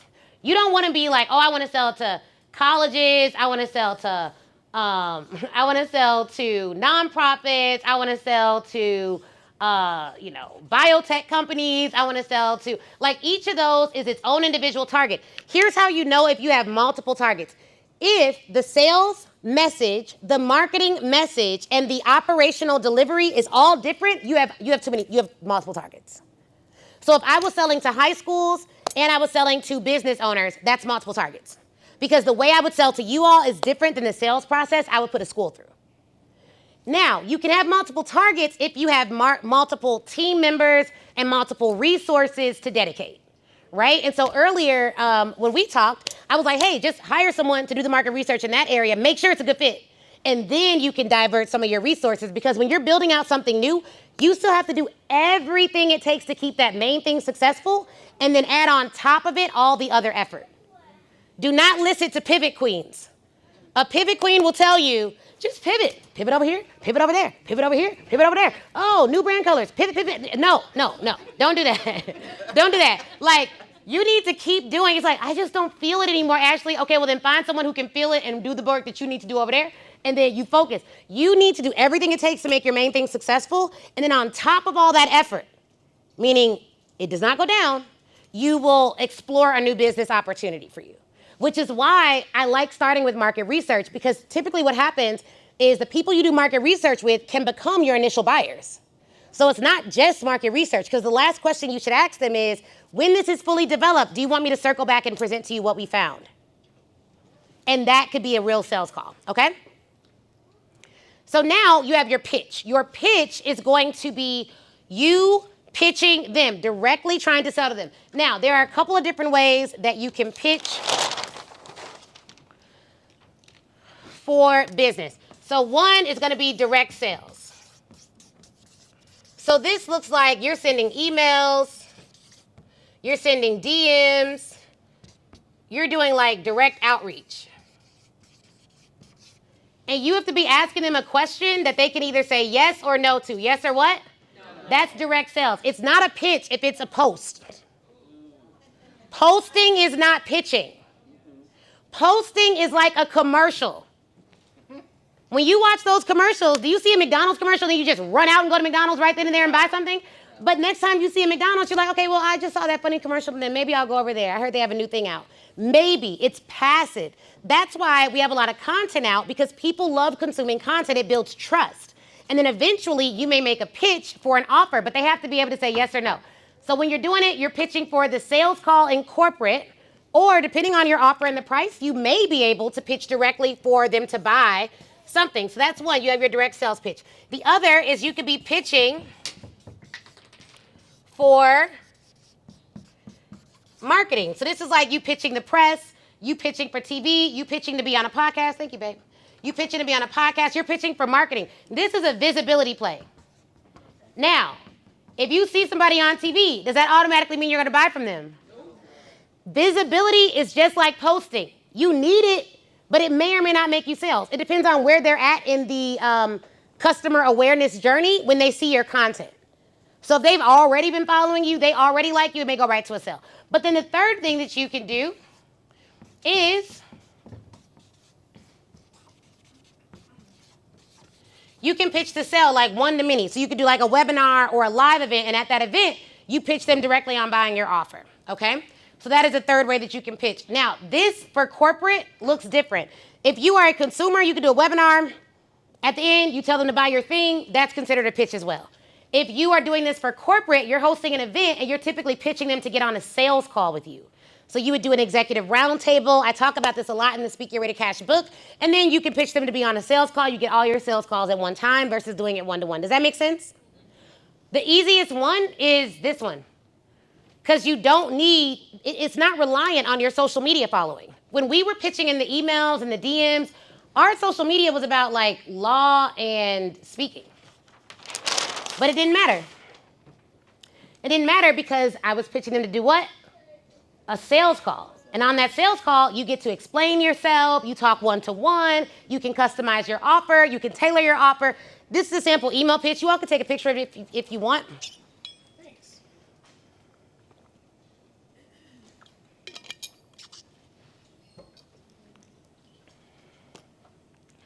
Okay, now, the subject line of this email, question for first name, read February. Saw that you work as a blank for company name. Have you finalized your Black History Month programming? I would love to see if Ashley would be a good fit to not only speak, but also provide all the promotional assets for a turnkey Black History program. Subject line, question. That is like the easiest subject line. Question for name. It performs really well. We've tested a lot of subject lines. The shorter and more direct the subject line, the better. Subject lines should also pique curiosity. What would make the first line of this stronger, this was the actual one that we sent out, is if it was tailored to the person I was sending it to.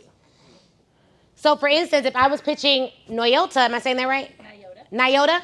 If I was pitching Nyota, I'd be like, hey, I saw that you were in the Army. My dad actually served for 20 years. Thank you for your service. I wanted to blah, blah, blah. Does that make sense? So you're gonna build that commonality, whatever that commonality looks like for you. Have you finalized your programming? This just tells them exactly what I'm talking about.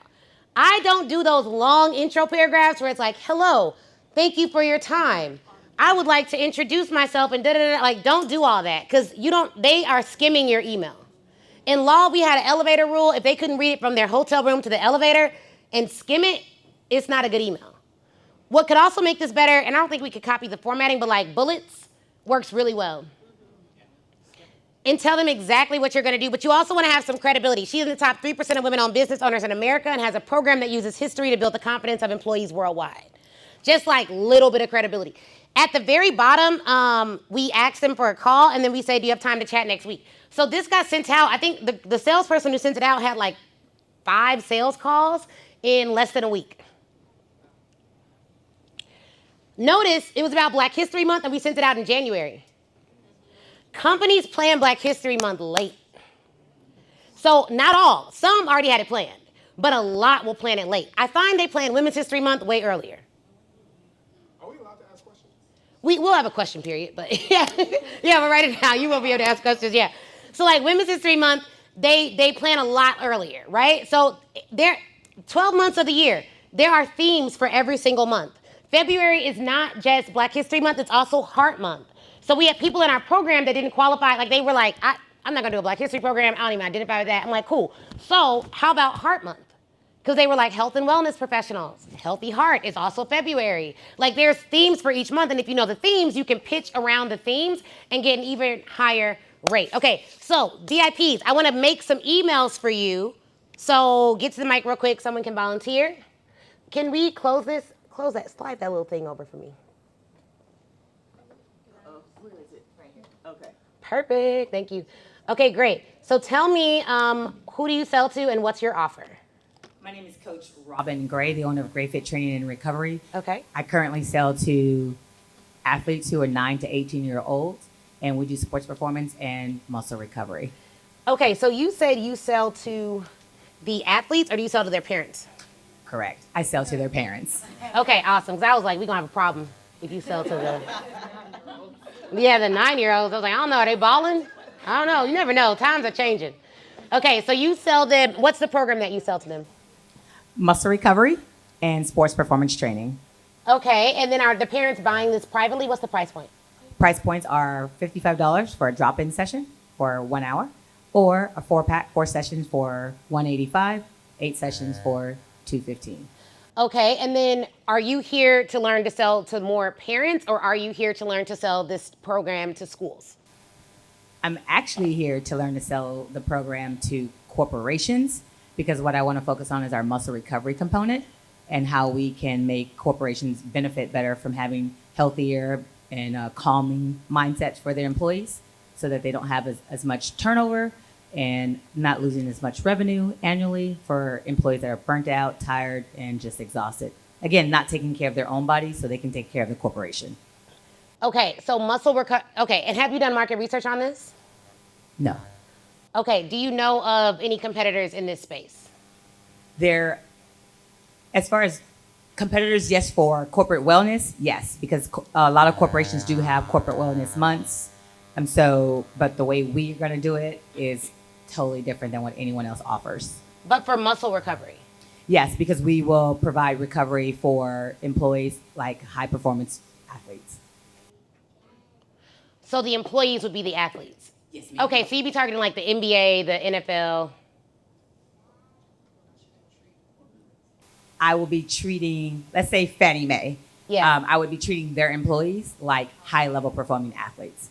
So they would come and get like Normatec leg compression, red light therapy, heat, stim, vibration, massage therapy, things like that. Oh, you're saying you give like athletes? Because we provide a service.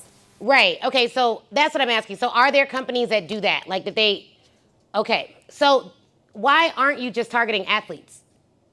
Like why aren't you targeting like NBA, NFL, sports teams?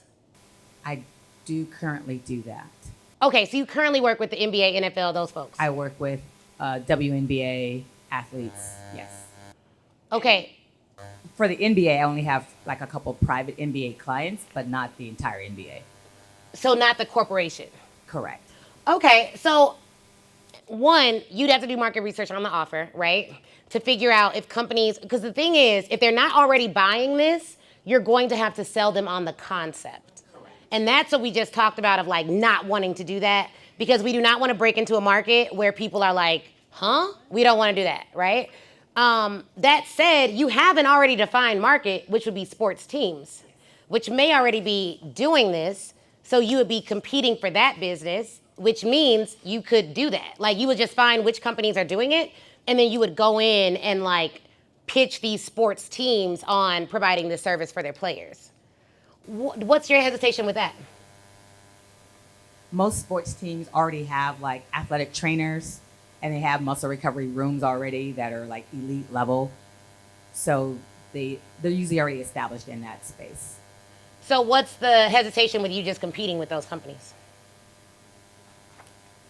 Self-destruction, I guess, of like not understanding my worth and value and expertise for that matter. So this, okay, y'all see where I'm going with this? Like if they already exist, then I'm just taking market share from them. Don't be afraid to compete. You can take their business. Like seriously, it's not a bad thing. It's just, that's just how business works, you know? So you would, one, I would just research what are they doing? Where are their gaps? I would fill those gaps because you would need a market differentiator, right?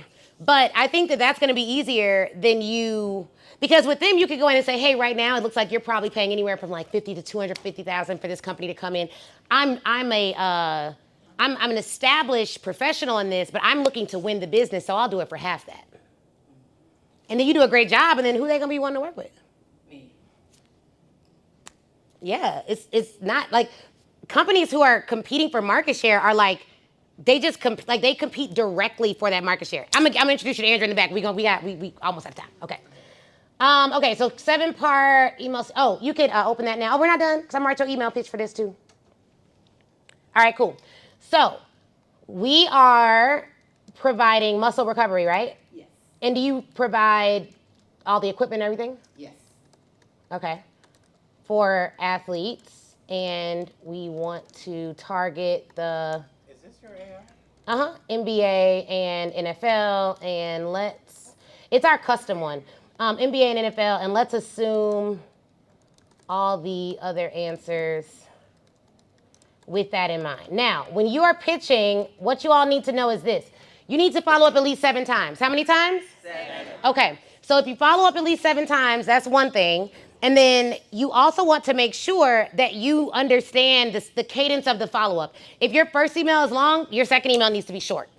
So you don't want to just keep, oh good, the emails are ready.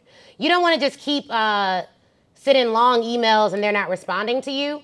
I find that if people aren't responding to if you have 100 pitches and nobody responds, it's the pitch. The way that you analyze your pitches is the same way you're going to analyze your, if you were running like Facebook ads or any other kind of marketing. I find that service-based business owners, we got to get in the game. We got to get in the what? Game. If you're running ads, I spent $75,000 on ads in 10 days. I was looking at everything. Somebody was like, oh my gosh. That's why some of y'all in here right now, you don't even know I paid for you to be here, okay? You're my special guests.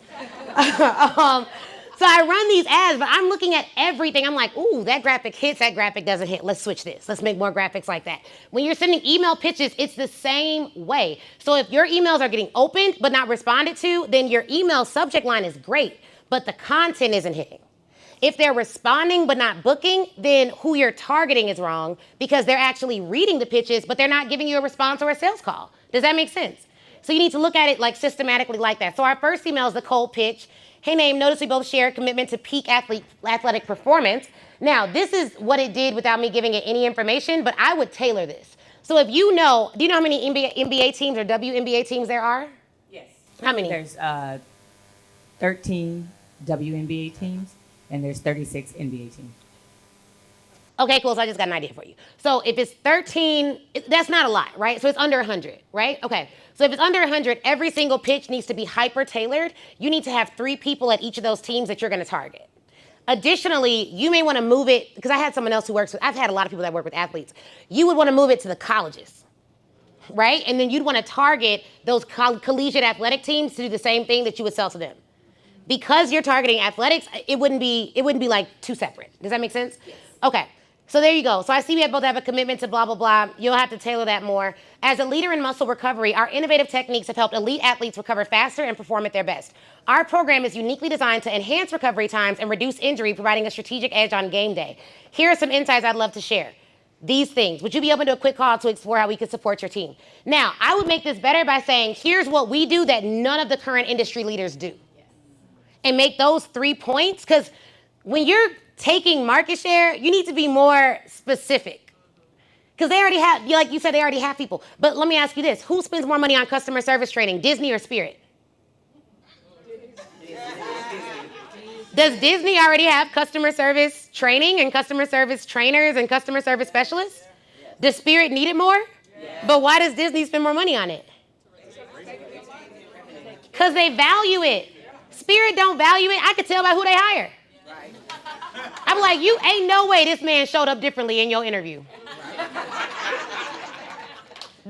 Spirit Airlines will roll their eyes, curse you out, be watching a reel, and roll their eyes at you for calling they will darn near break all the little buttons. And be like, I don't know why they're calling me. They don't got nothing to call me for. Like, okay? So just because someone has a need for something doesn't mean they value it enough to pay for it. So we want to go where people already are buying this stuff. And we just want them to buy it from us. Okay? And now the rhetoric you're telling yourself is, they already have the best of the best. Why would they work with me? Probably because you're not like them. The reason why diversity of thought is so critical is because you're going to see it completely differently than the companies that have been doing it for decades.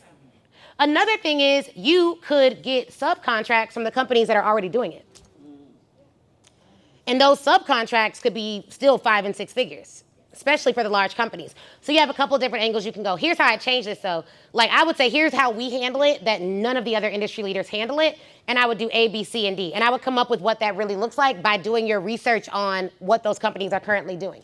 Now, email 2 is really short. Are you the right person? That's it.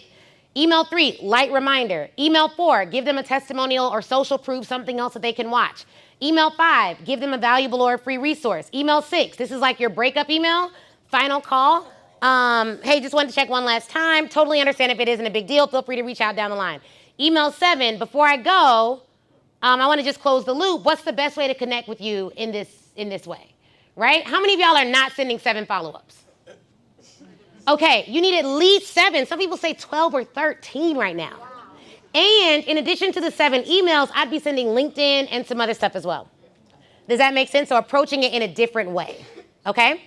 All right, awesome. Do you feel well served? Absolutely. Okay, any questions? No, I just need to take advantage of that because I was just telling someone I'm like one of the best kept secrets in Dallas, but I literally just had 5 players that I work with drafted into the WNBA this year. What? Give it up. So I am an expert at what I do. Yes, you're like the best at what. So you know what you should do? You should ask your players what makes what I do so different than other muscle recovery experts you've worked with. And then use their language. Because then you can say, what my clients tell me sets us apart is A, B, C, and D. And it probably has something to do with interpersonal skills, actually caring about them, in addition to being so great at the actual underlying skill set. Give it up for her. Come on. That's amazing. So then they should be introducing you to their team so their team can... Yes, I'm working on that right now. Yes. Okay, great. All right, so we'll do some more of these later. So I want to talk about pitching. You all want to be sending out 300 pitches a week. Now, this is just what we did. I'm not saying you have to do this. At minimum, I tell people 10 a day. Only because 300 a week be scaring y'all, so I just be like, whatever. I'll just say 10 a day. But 300 a week. Now, if you do 10 a day, they have to be so hyper-personalized that they're actually going to get a response. At 300 a week, the higher the volume, the lower the personalization. The lower the volume, the higher the personalization. Does that make sense?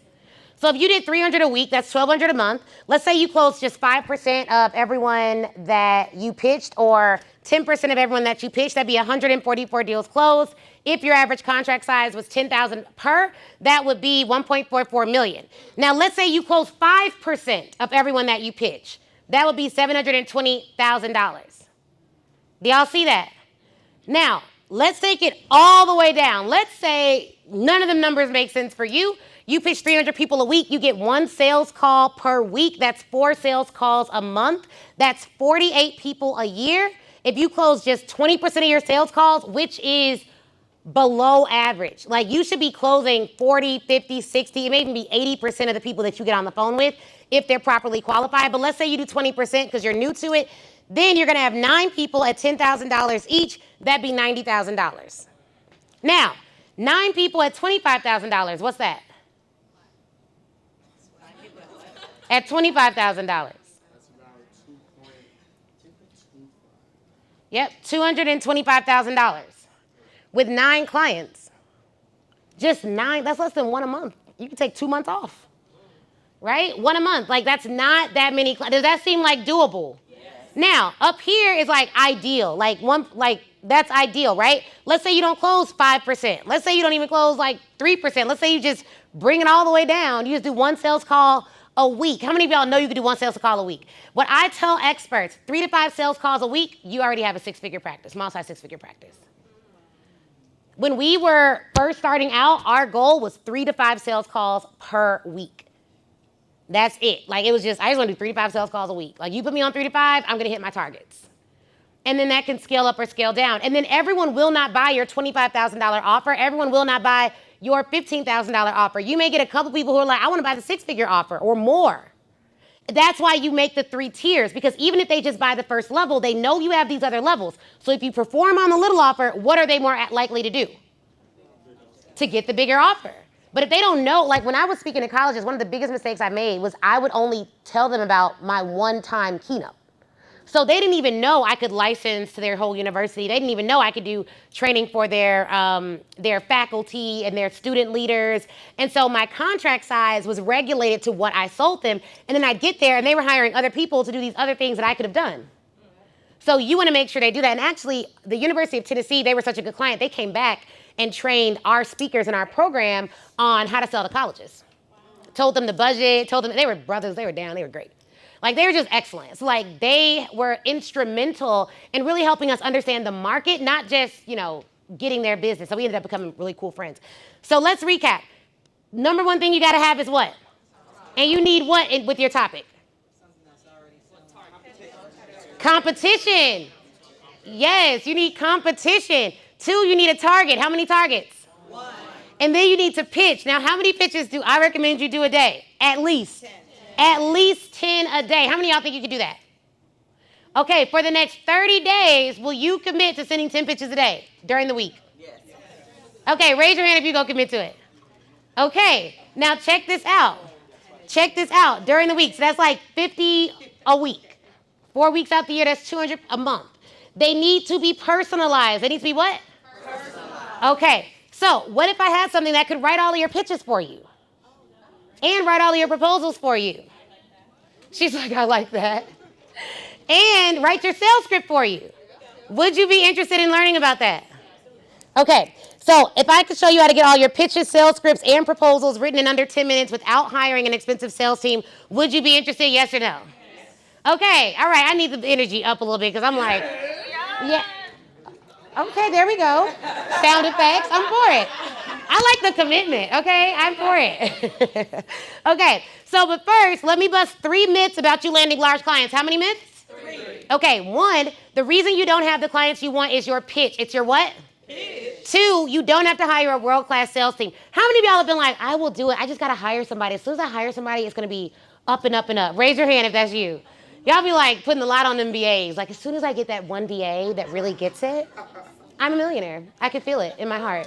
Like, the VA is not gonna get you there. Biggest hiring mistake I've ever made, y'all, is like hiring someone without a system and being like, okay, your job is to post content. And they're like, okay, but what do I post? And I was like, I thought hiring a team meant I did less work.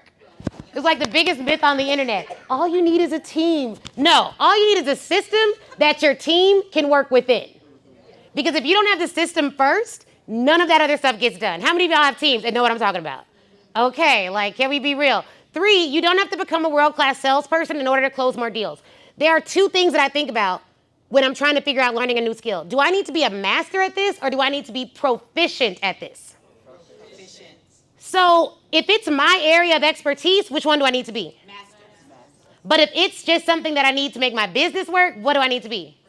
Proficient enough to identify the person who's the master so I can hire them. Does that make sense? So I don't need to be a master at Facebook ads, but I'm getting pretty good. I spent almost $1 million on ads. But I hired a guy who's really a master at Facebook ads. And he trains me to make sure that I am proficient enough at all things ads so that when I bring someone in, they're great. The reason I got good at ads is because I kept hiring agencies and they just were taking my money and they weren't performing. They could never scale my ad spend. I did not know until I became proficient that it actually is a skill set all of its own to scale an ad campaign. Does anyone run ads?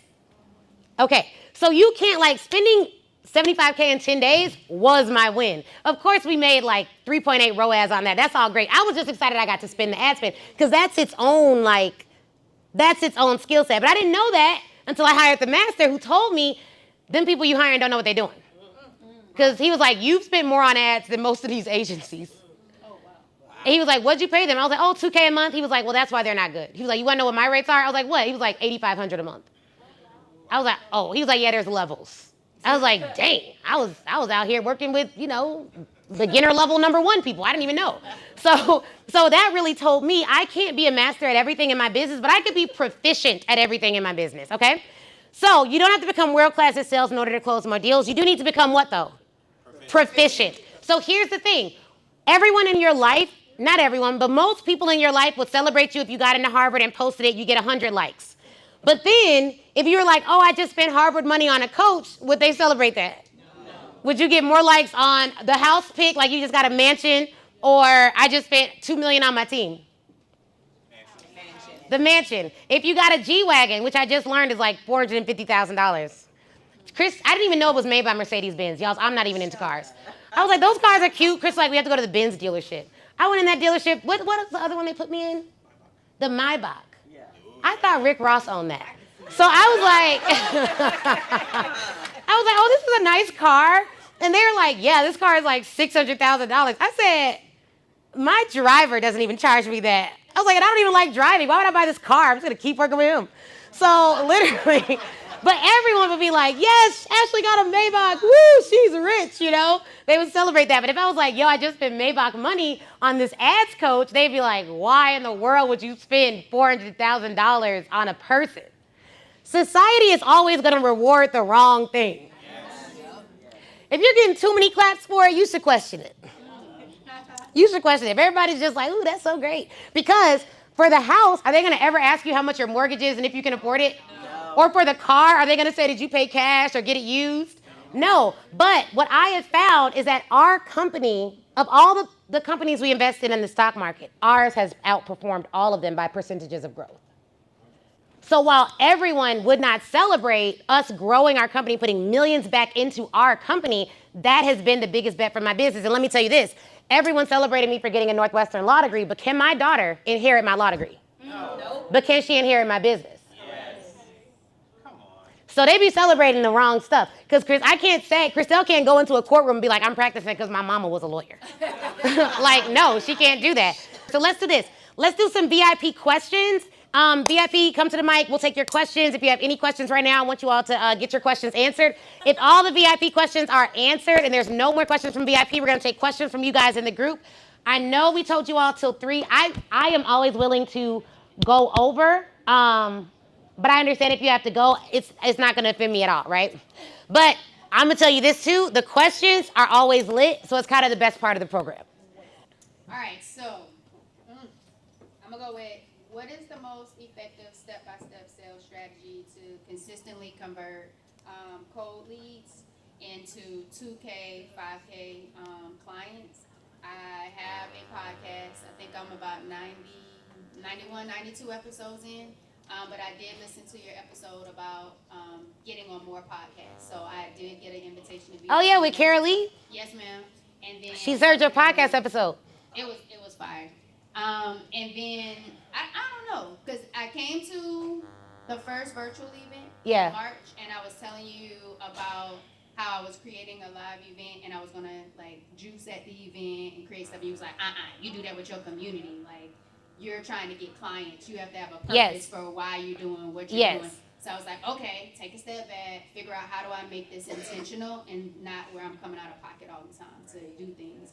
And then people do a webinar, and it's like, okay, well, if you have a little under 100 people, what am I talking about on my webinar, and what am I converting them to? Am I converting them right to my coaching program? But then other people be like, nah, give them something smaller to give them a taste because you have to take them through something. So I feel like I'm just confused on how to really create a sales system that I can just commit to for the next 90 days to figure out what I need to do in order to utilize all the tools that I have. Okay. So I don't get like confused. The pivot queen. Don't be the pivot queen. I'm still market researching for 2 years and not making money. Yeah, no. Okay, so one, module 2 takes you through like developing out your sales plan. So that's where you should be starting. In terms of your event strategy, if you're like, hey, I'm selling a coaching offer, you should watch module 8. I think that deals with how to sell your coaching offers. But for your webinar, your system is very easy. All of your posts should be leading people to your webinar, every single post. Then you need to be pitching people on coming to your webinar. When they buy that webinar for free, you need to have an upsell for them to buy the workbook for pay. That's the small thing you're giving them to buy. When they get on that webinar, you should be teaching them your framework, and then you should be selling them your program. So you're using pitching to get people on your webinar.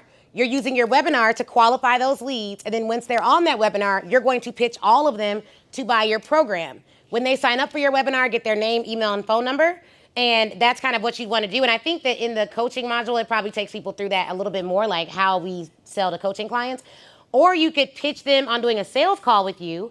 If you find that you convert really highly on sales calls, then you wouldn't pitch them for a webinar. You'd pitch them to do a sales call with you, and then you can use Sam to write your sales script and take them through that. So I'm finding on my sales calls, because I've had a few of them, that I think I might talk too much, and I provide. Do you use a script? That's a no. I have questions, so I scripted my questions to get. Did you use this, like the sales script in here? No. Okay, so. I just got that. Okay, so you should definitely use the tools, because it's not like just a sales script that you would get from a random place. It's our sales script. So when you think about help me write a tailored sales script, what is your offer? It's a coaching program. It's 12 weeks, and we're covering mindset, mindful eating, and movement. So it's a holistic approach to reducing chronic pain and. And you said you cover what? Mindset, mindful eating, and movement. Mindset, mindful eating, and moving. Okay. I got my M to the 3rd degree healing empowerment. Okay, cool. So here's the thing. On the sales call, who should be talking more, you or them? Them. Right. So if you were doing a sales call and you found that they weren't saying anything for 10 minutes, that would be a real deal problem, right? So when you look at this sales script, you're going to find, one, you're going to give them a roadmap. Hey, thanks for taking the call to work with me. Here's what I plan for this call. I'll start by asking a few questions to better understand your current approach to chronic pain management. Then I'll share how our pain-free living framework can support your team's wellness goals. Now, you'll tell it like, hey, I'm working with an individual, and then it'll adjust it for that, okay? I just told it to assume all the answers based on me doing this one thing. So it's going to ask you 10 questions. The better information you give it, the better output you'll get out. But notice it says, does that sound good? So boom, you're already getting them talking in the first, 2 minutes. Then you're going to say, can you share more about your current initiatives to support your chronic pain management? Okay? So I'll just tell it right now, like, I am selling this to individuals. Adjust. And it'll adjust it for you selling it to individuals. But do you see how using like a script that's like getting them, and you just follow this script. If you don't follow a sales script, who has to do the sales calls forever? Me. You don't want to do that. At least I don't want to. I don't like sales calls. Believe it or not, like I own a sales training company. I don't love sales calls. I like selling one-to-many. I don't necessarily love sales calls. So because of that, I wanted to make sure that I could convert on my sales calls. And then if I was converting at 80%. We gave it to an associate. She was converting at 60%. Whenever you give it away, after you've mastered it, they're going to go down. But I can afford that because she's still converting at 60%, meaning the script is good. It's not a personality-driven process. So then you're going to ask a value question. So you need to use a sales script. Okay. And it sounds like, you're like, okay, I have this. Someone's telling me this. Someone's telling me this. That's your plan. All your posts lead to your webinar. Do your webinar every week or every month, depending on how many people you have. And then get them either on a sales call or pitch them directly on the webinar. Does that sound like you can commit to that? Yes, but that's what I was planning and preparing to do, and then I was told I need to have like a paid workshop that gets them to do something prior to them converting to paying like thousands of dollars with me. That's not true. Gotcha. Okay. So I guess my last little point would be like, if I'm on these sales calls and I'm talking, and I appreciate Sam, and I'll utilize that, when I feel like it's the people that think that they can just go and say, okay, I'll just stop drinking the Coke, or I'll stop eating as many fried foods, versus it's deeper than that. That's an objection. So I would then put those objections into Ollie and come up with like what. So if people are giving you those objections, you have to overcome those objections. You overcome objections in two ways. One, on your call, you need to be like, let me ask you something right now. Have you always known that eating unhealthy food could make you sick? They're going to say yes. So then you're going to say, okay, so what is going to change from then to now if you don't work with me? Nothing. You're going to be the same person who's known that. You always knew that Diet Coke wasn't going to get you a diet body. So why are we acting like we ain't know that? Okay? So you're going to have to directly address the objection, and you can handle objections in your content. Your content can help get people ready. Like some of y'all are at home telling yourself A, B, C, D, list all the lies they're telling themselves at the crib. And then on the call, you're telling them, hey, we already knew that. If you leave and you don't work with me, what are the chances based on your past history that you are going to change your life on your own? Thanks for vibing with me, Ash. Of course. Thank you. So there we go. Like, don't be afraid of objections. Work with Ollie, post it in the group. But what can happen is objections can end up being your reality. Like, if you don't overcome them, you start thinking that them things are real. And then you're like, oh my God, nobody wants this, nobody wants that. And it's not nobody. You talked to all of 3 people. And you're like, the whole world is now against me. Okay?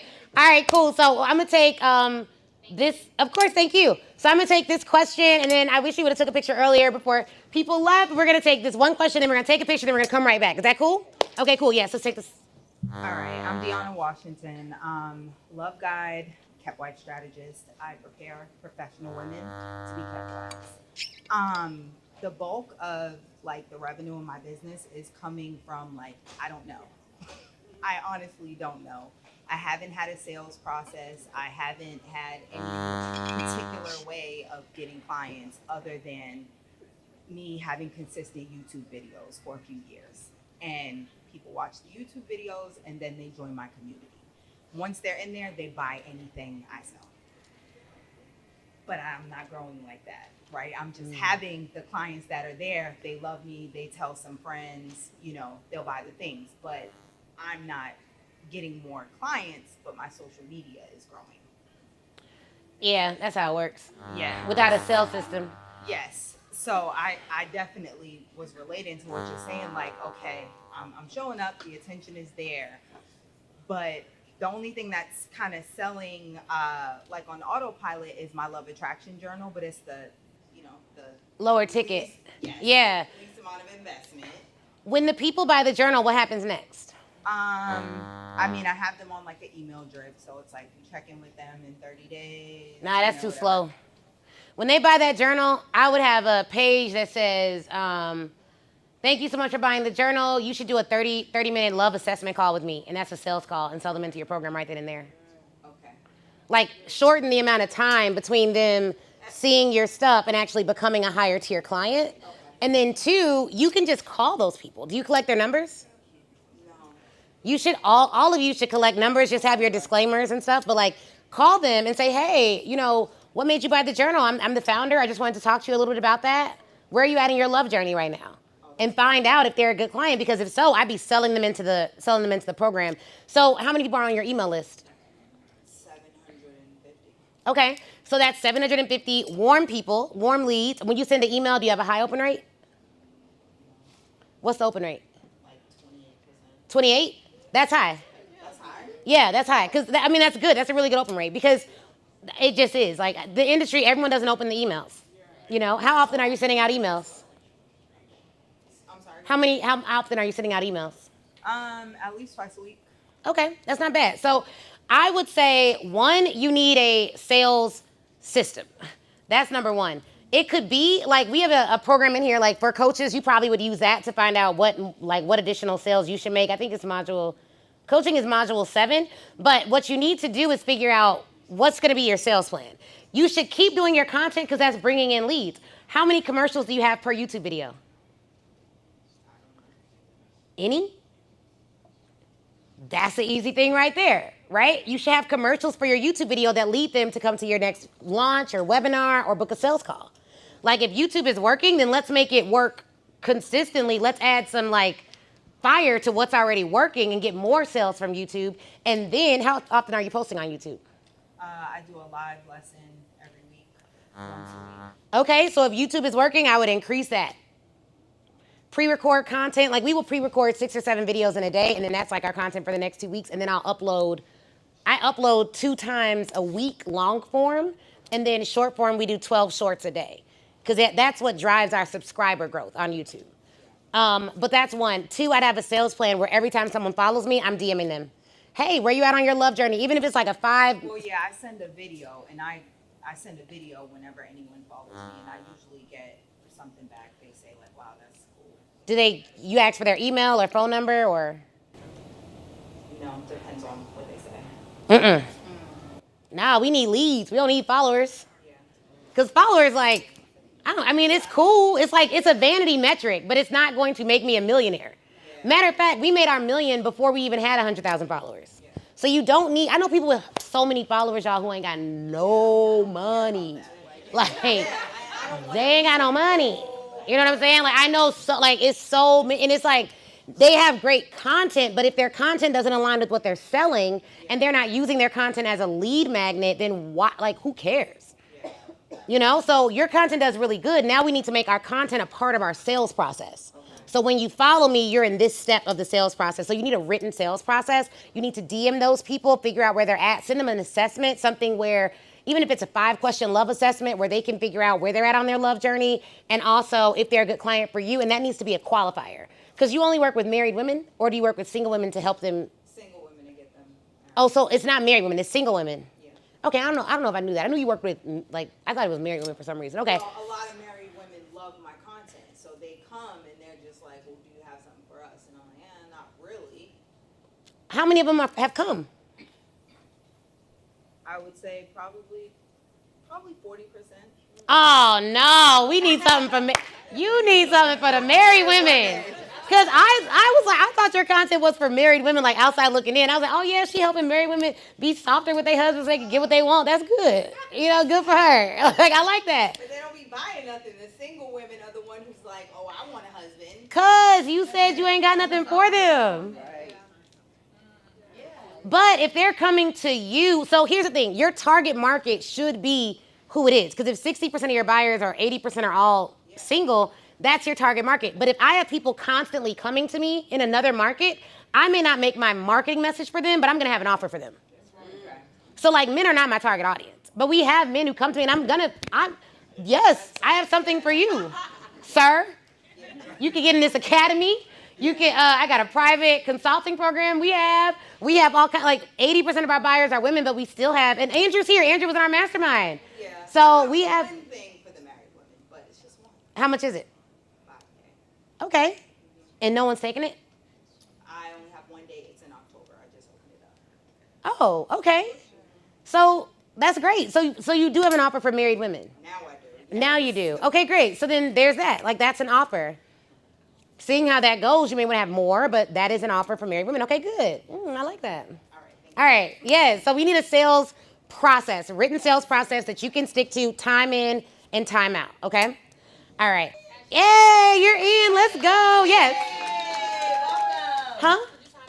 Yes, I'll sign your journal. So we'll wrap like Dallas tour stops officially over. Give it up. Give it up. And then I'll come down because I know the team needs to start setting up. And if I stay up here, they can't break down. And then if you want to like me sign anything or take any photos, I'll just stand here and do that. And Sean, you can switch me out. Yeah. Energy high, excuses low. Energy high, excuses low. Energy high, excuses low. Energy high, excuses low. I need energy. Need only good people that's around me. All the faith you can give, that's the recipe.